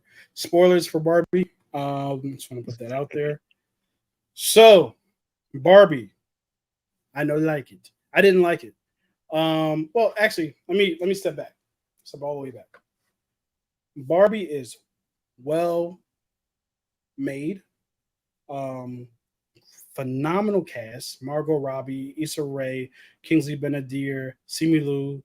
Ryan Gosling, obviously, just Michael Cera. America Ferrera, Mm-hmm. phenomenal cast. Like one of the Will Ferrell, one of the best. Like if you said, "Hey, I'm putting these people in my movie," you're probably going to have a good movie, right? It's a Yeah. good chance you're going to have a good movie. You can stack it up against the Oppenheimer cast. You really could, right? You really, really could actually. And then, oh yeah, and also costume design, phenomenal. Set design, incredible, especially in Barbie Land. Human World, Barbie Land, phenomenal. We don't have much. Right? We don't have much to do. Yeah, Human and I think World. that was kind of the purpose of Human World was kind of say, this look at this mundane shit. Yeah, so Bland shit. yeah, but yeah, so I think I enjoyed a lot of the movie. Right, laughed quite a bit. I thought that the performances were good. However, I did think that the writing fell apart when they tried to when they were going for what their message was. And and this is particularly in the final act, the final third of the film. And the reason why I say that, the reason I feel that way is because once they started going after the patriarch, let me also say, I don't disagree with their message. It was the way that it was communicated that I execution. And actually, there are some parts of the message that I did disagree with, and we'll get to that because I don't have a problem expressing that.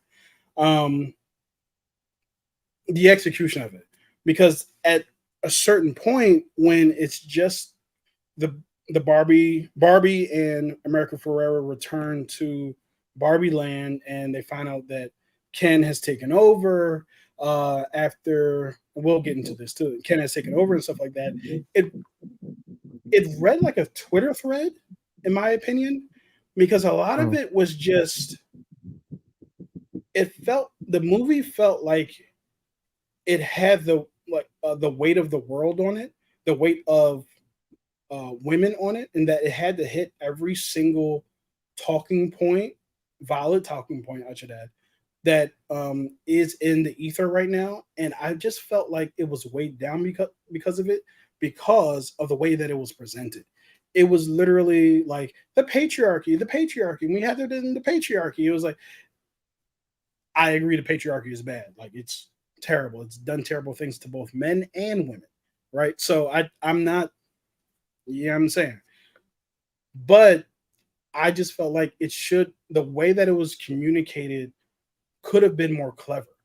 I think that one of the discussions I've had earlier this week, I came to the conclusion that I like seeing these messages communicated through actions more so than just dialogue alluding to what the issue is or stating directly what the issue is. I think that you can state directly what the issue is, like, because eventually all movies eventually just state what it is, but it didn't just finally come to the conclusion.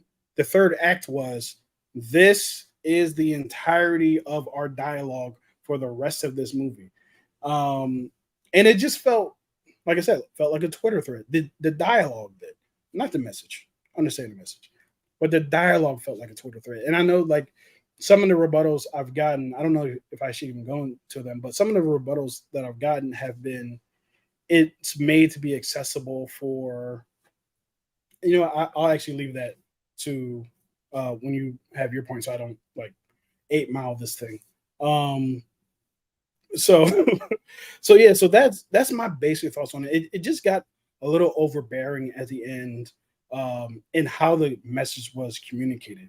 I earlier in the week I compared it to They Clone Tyrone, obviously two very different movies, but I'm talking about more so the method of They Clone Tyrone did a great job of communicating its message through actions that the characters did, realizations on faces that the characters had, and so on and so forth. And also, here's the last thing I'm going to say about it. Or just two more things I'm going to say about it. Is one, What's the rush, bro? Just you can keep going. I'm fine with it. Don't feel like you have to rush so I can go. I'm absorbing everything. Oh, thank you. Yeah, because I was like, I want to talk for too long. But yeah, so one, I felt like a lot of the characters who are people of color were really like, yes, they were on screen, but they were really in the background. And I was kind of like, yo, Issa Rae's dope. Kingsley Benadir is dope. Simu is dope. Simu probably had the biggest part in this. But after watching Kingsley Benadir kill it for the 5 weeks of Secret Invasion that I had watched before that, and then after, you know, The realizing that he shade was of 5 weeks. right, and then realizing that he was Malcolm X and Regina King's One Night in Miami, realizing that it was Bob Kingsley Marley. Benadir to watch, and he's going to be Bob Marley, to watch him just be handed things for by Ryan Gosling for like 2 hours. I'm not gonna say it wasn't 3 hours, for like 2 hours. It was just like, dog, this is a waste of talent, right? And I think I felt weird about that critique at times because I'm talking about a male and obviously a female directed movie, although I do believe it is for everyone. I'm not saying that men can't watch it, but hold on.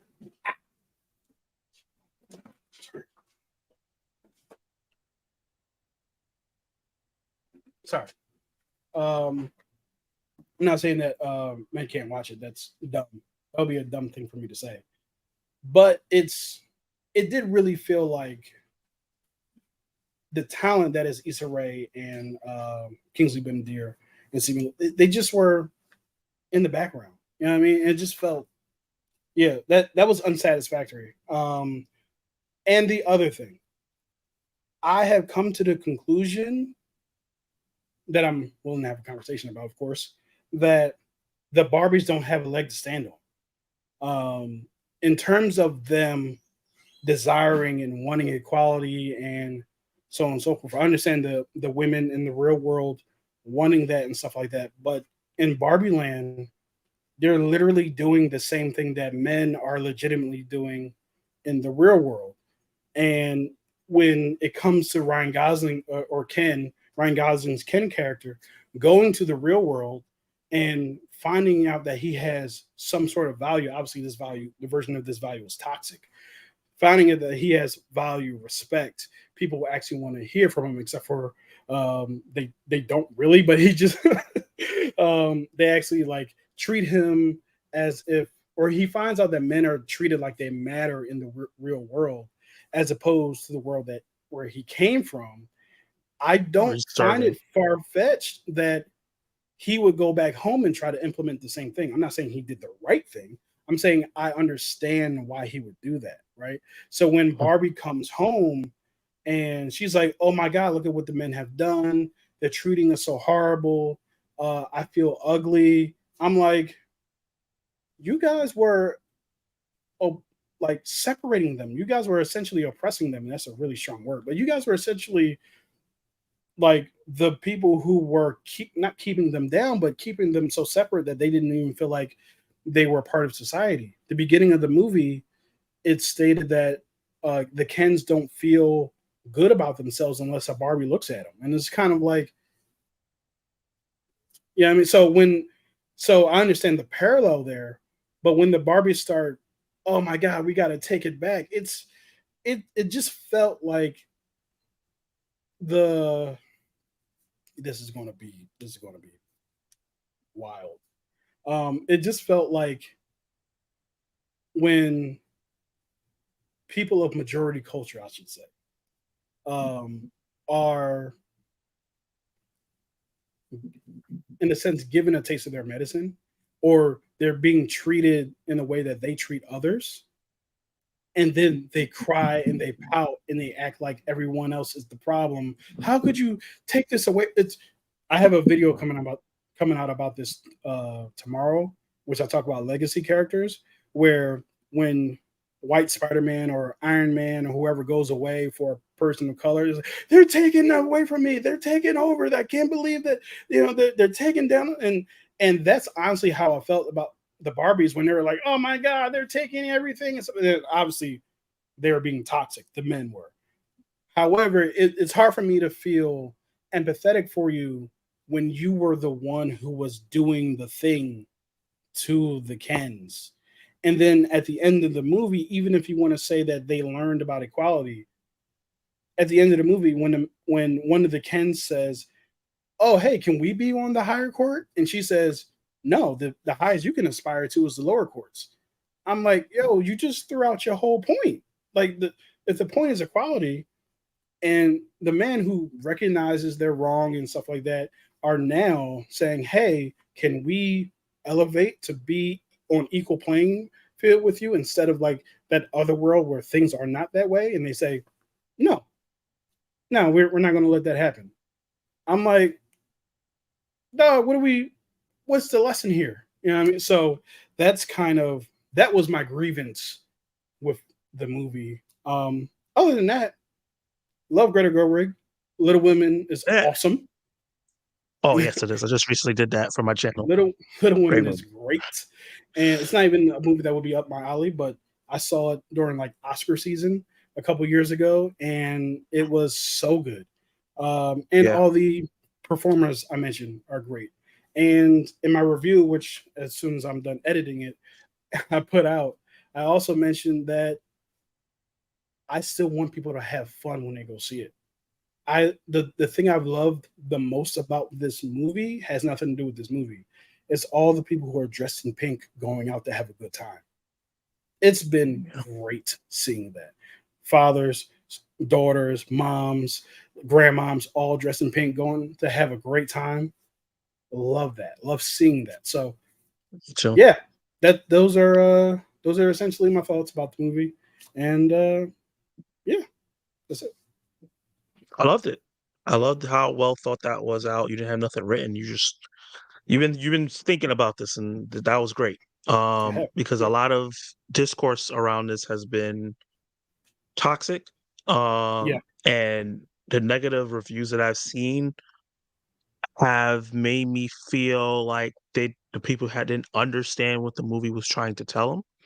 Hmm. But you understand what the movie's trying to tell you, just don't like the message, and that's different. Right. Completely two different things. Yeah. Um, for me personally, I love this movie. Okay. It's right under Oppenheimer. If you're asking which one's better, I think Oppenheimer edges it out just a bit. Hmm. Um, just because it's just a masterclass in Oppenheimer, and I don't think it's a master. Greta Gerwig does a fantastic job, but it's not a master class. Yeah. There's certain filmmaking things that was done towards the middle of the film that kind of brings it down a bit. But the movie's probably the most original film that we've gotten this year. Um, it's funny as hell from beginning to end to me. It's the funniest film that I've seen all year, and I've seen three other really funny films this year. They Clone Tyrone, Strays, and Joyride. Oh, and also no four and No Hard Feelings, which I love. Hmm. Yeah. There's probably some other comedies I've seen, but to me, Barbie made me laugh the hardest. I love that it committed to it. It didn't like dilly dally, like, oh, maybe we don't want to do it because we're going to offend someone. No, she went for it, judging Absolutely. Mattel for their practices, having a different conversation so Yeah. that we can have this conversation right now we're having on about this movie that we're not having about Oppenheimer. We didn't have to have a difficult conversation about that movie. It was pretty straightforward. Yeah.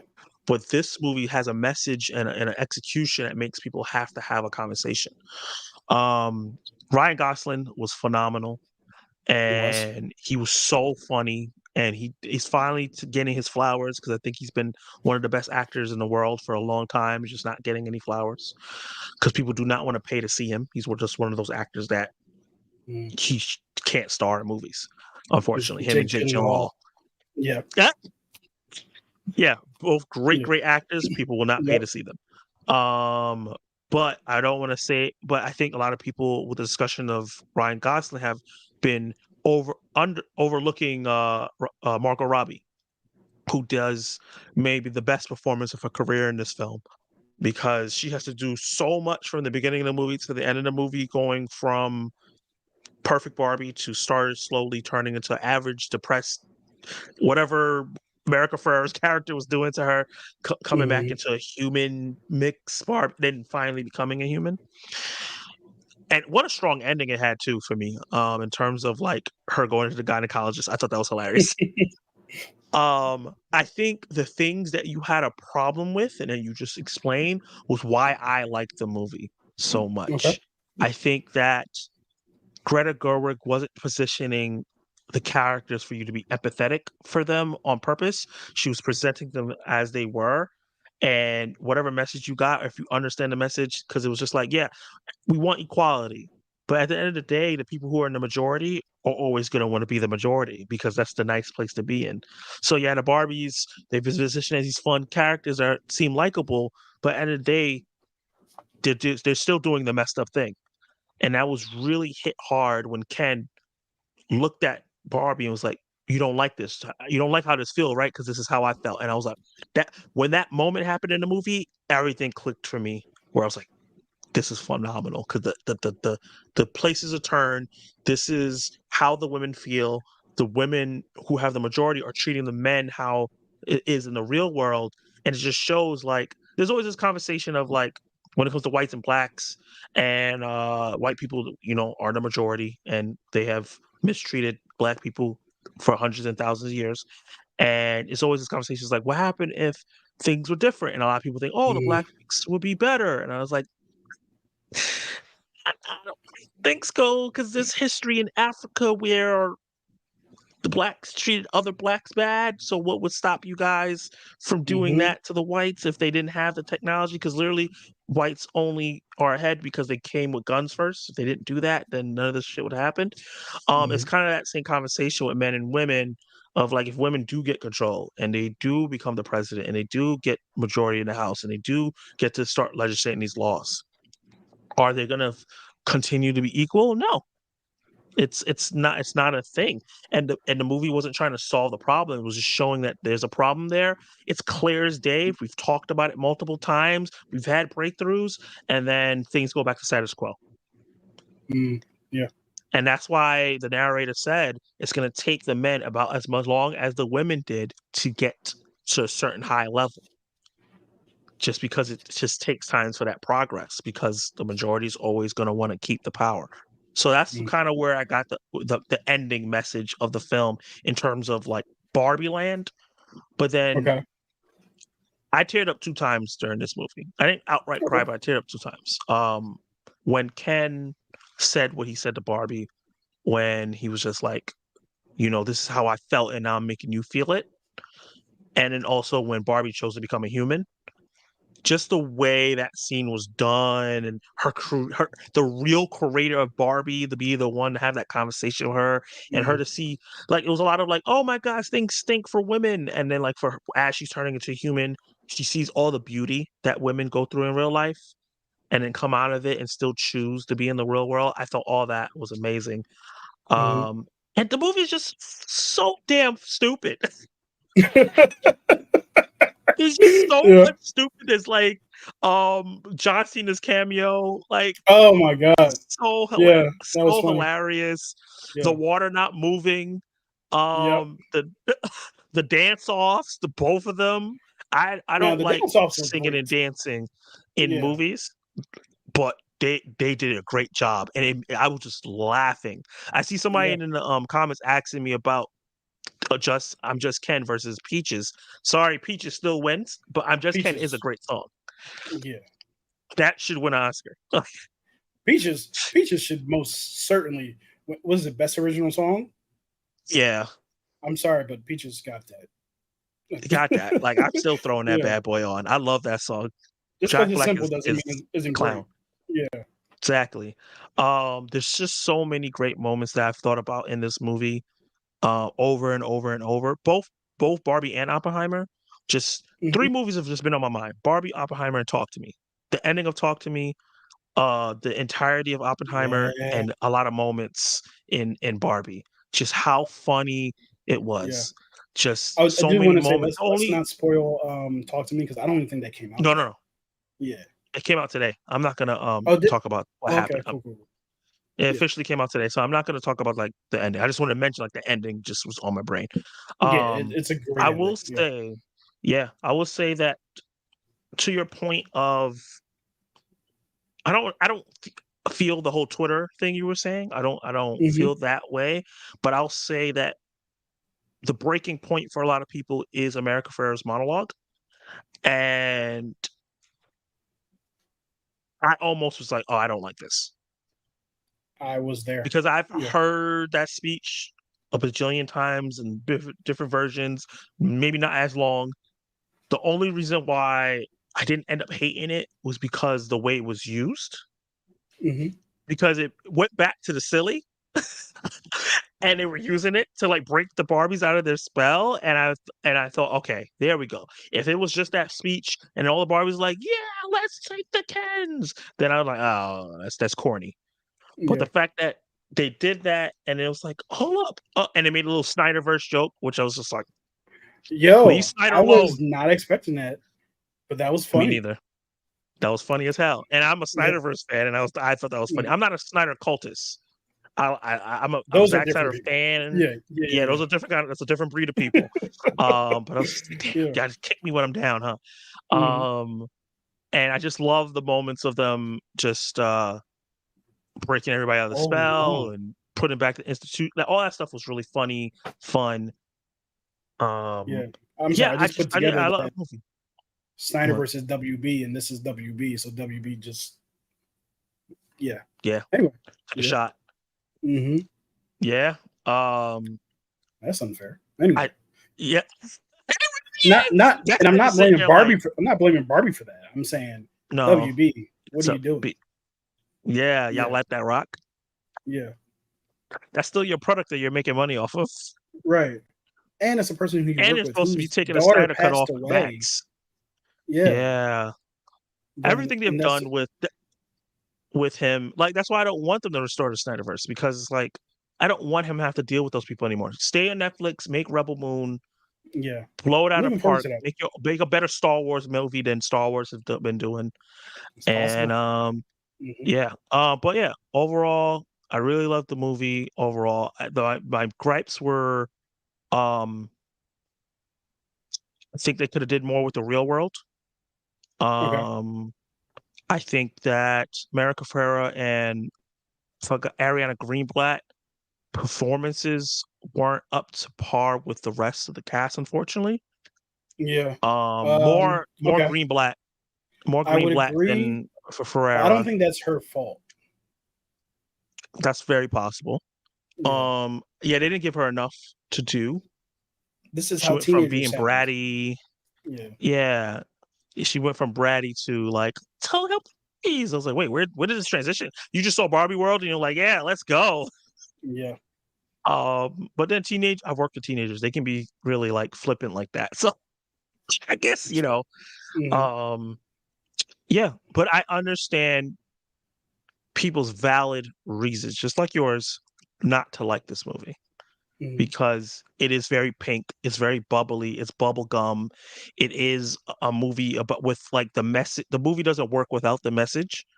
And I can see people not liking that. Like Oppenheimer is just a film. Like, Right. yeah, there's messages in it, but it just works. It works without you getting the messaging. Hmm. Barbie, if you strip the messages away, the movie just doesn't work. So I Yeah. can see why people don't like that, because some people just want to go to the cinema and escape. Hmm. And also the trailers didn't advertise the film like to be like that. Like, Right. people didn't know going in that all this was going to happen. I knew because I heard a report that once they go to the real world, it becomes deeper. So my mind was prepared for that, but I didn't know how far it was going to go. And Hmm. I enjoy those kind of movies. So Can I yeah, give it a little bit that's of credit kind of though? my thoughts. What's up? One of the best metaphors that they used in the movie was when Barbie Mhm. goes up to the top floor where Will Ferrell and those guys are, and they try to put her back in the box. I mean, if that's not the greatest one of the best metaphors I've ever seen on screen, that I mean, you literally Yeah, try to put her back in the box, put women box. back in the Yep. box. So that was phenomenal. That is And phenomenal. for her So to the like movie has a realize lot and of feel great like it's parts. like Yeah. it didn't feel right. Like, Hmm. Also, I don't think Will Ferrell was the right man for that role. I don't know what it was. Yeah, I think it was just a weird role. What Yeah. what happened there? Like what Uh, was that supposed to be? it Um, was supposed to be a commentary on how Mattel has treated Barbie and how that's true. they fumbled Yeah. the bag, basically. Hmm. And Mattel has even talked about, like, when they saw it, they were like, but we trust you, so we'll let you do it. But Yeah. they weren't super keen on it because it's making them look bad. Mhm. Now, one thing I actually never mentioned this. I even didn't even mention this to my friend when I saw it. But Yeah. one of the things that really surprised me, and it's small, but it's the person who created Barbie, who was in the movie, she's a good actress. Is She was Yeah, really good. I was like, wait, she's that's so she rare. should be on more things. Is she in more things? Because she should be. Because she's really I good. never seen her before. Because when they Yeah. showed her in that room, I was like, "Is that somebody I'm supposed to know?" Hmm. And then when it follows up, it goes, "No, that's the person that created Barbie." I'm like, Right. "Oh, wow! Yeah. It's not just like an Yeah. actress. This is like a real life person." That's not even where I was expecting the movie to go in terms of when they were going through different doors. I actually expected when one of the doors opened for them to go, like just see briefly like Lego World. Because one of the things I said during the trailer was the fact that Will Ferrell's the leader of that Mattel. Lego World thing, Mattel, and also leader of Barbie thing. I was like, wait, are these worlds connected? Um, Mm. so yeah, so, Yeah, that's because they want to do like a universe or like multiple Mattel stuff. That would have been an opportunity to have a gag where she like runs into Barney and then runs mhm, into this and trying to get away for a quick second and then yeah.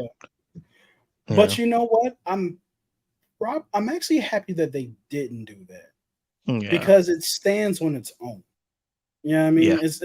It's not because that's a very Marvel Cinematic Universe thing, which is expected in a sense. But I like the fact that the movie it didn't try to because what that would have done the entire movie would have been about all the reporting of that movie would have been about did you see that cameo is there a Mm, universe happening and it wouldn't have been about the movie which admittedly I said I didn't enjoy but I'm emotionally mature enough to see the good of it so yeah. the good of like it so yeah man that's essentially how I felt about it. I do think that my Yeah. mind has changed a little bit in terms of, oh, that was the intent of it. Like the intent was it for it to be a mirror and not necessarily a straightforward like this is what it is. I think the more I've talked to people about it, the more I've been like, oh, okay, so Greta Gerwig did that on purpose in terms of not in terms of like the messaging, but in terms of the way the Barbie's acting reflecting the real world. Um, Mhm. so yeah, so I'm a little bit more like lighter on that. I do still feel like that speech for America for um, it stopped the movie for me. It was just like the movie Super on just the halted. nose. Yeah. Yeah. And I know that they alluded to it when they said Margot Robbie's the wrong person to deliver this message about being ugly. That was However, hilarious. I still felt like, nigga, please. Are you serious? So it was, you know what I mean? So yeah. But that's it, man. That's all my thoughts on it. I'm like I said, Yeah. I'm so happy that people are enjoying it. I want people to enjoy the things that they enjoy. It's Yeah. gonna be the second $1 billion film of the year. What's the first? Mario. Oh, Mario was fun. Mario was a lot Yeah, of fun. a lot of fun. Yeah, and I'm happy that it's doing well, man. I think that if people like it, they should have more of it. You notice I'm that the two fun films of the year are the ones that are gonna get to billion. hey, right? Yeah, that's usually how it happens, though. But these are Yeah, even more fun than the typical fun movie. I mean, yeah, Guardians of the Galaxy Volume 3 is phenomenal. But if it ain't the saddest movie I've ever seen, I mean, my lord. So yeah, guys, yeah. that's so let's I do want to read some of these comments, and then we could probably get out of here. Okay. Just to wrap it up. But yeah, that was our thoughts on Barbie. Barbie. So yeah, let's see. I read that one.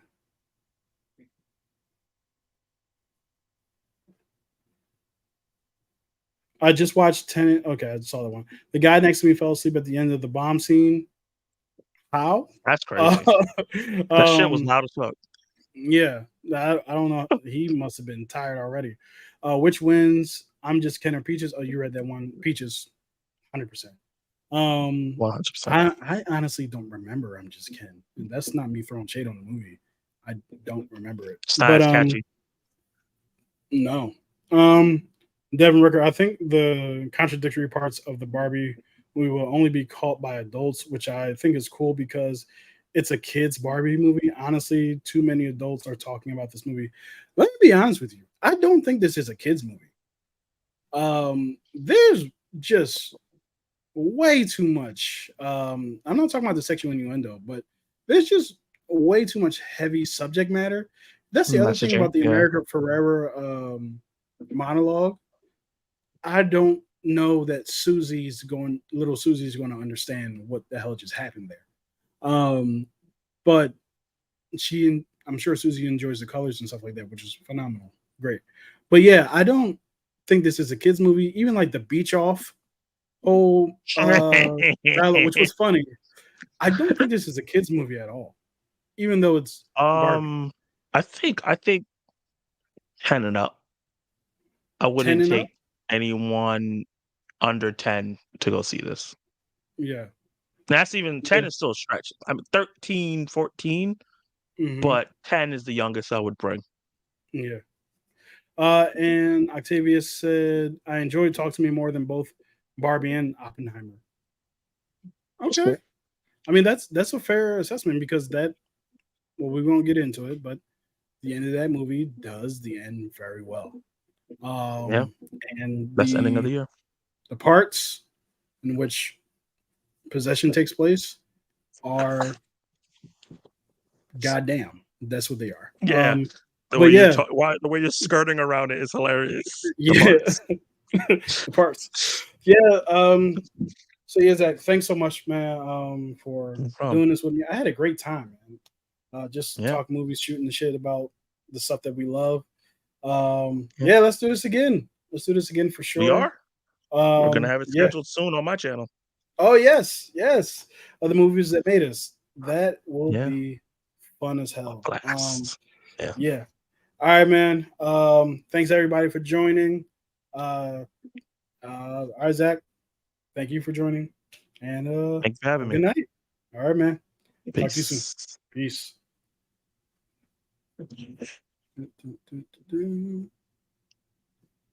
And broadcast.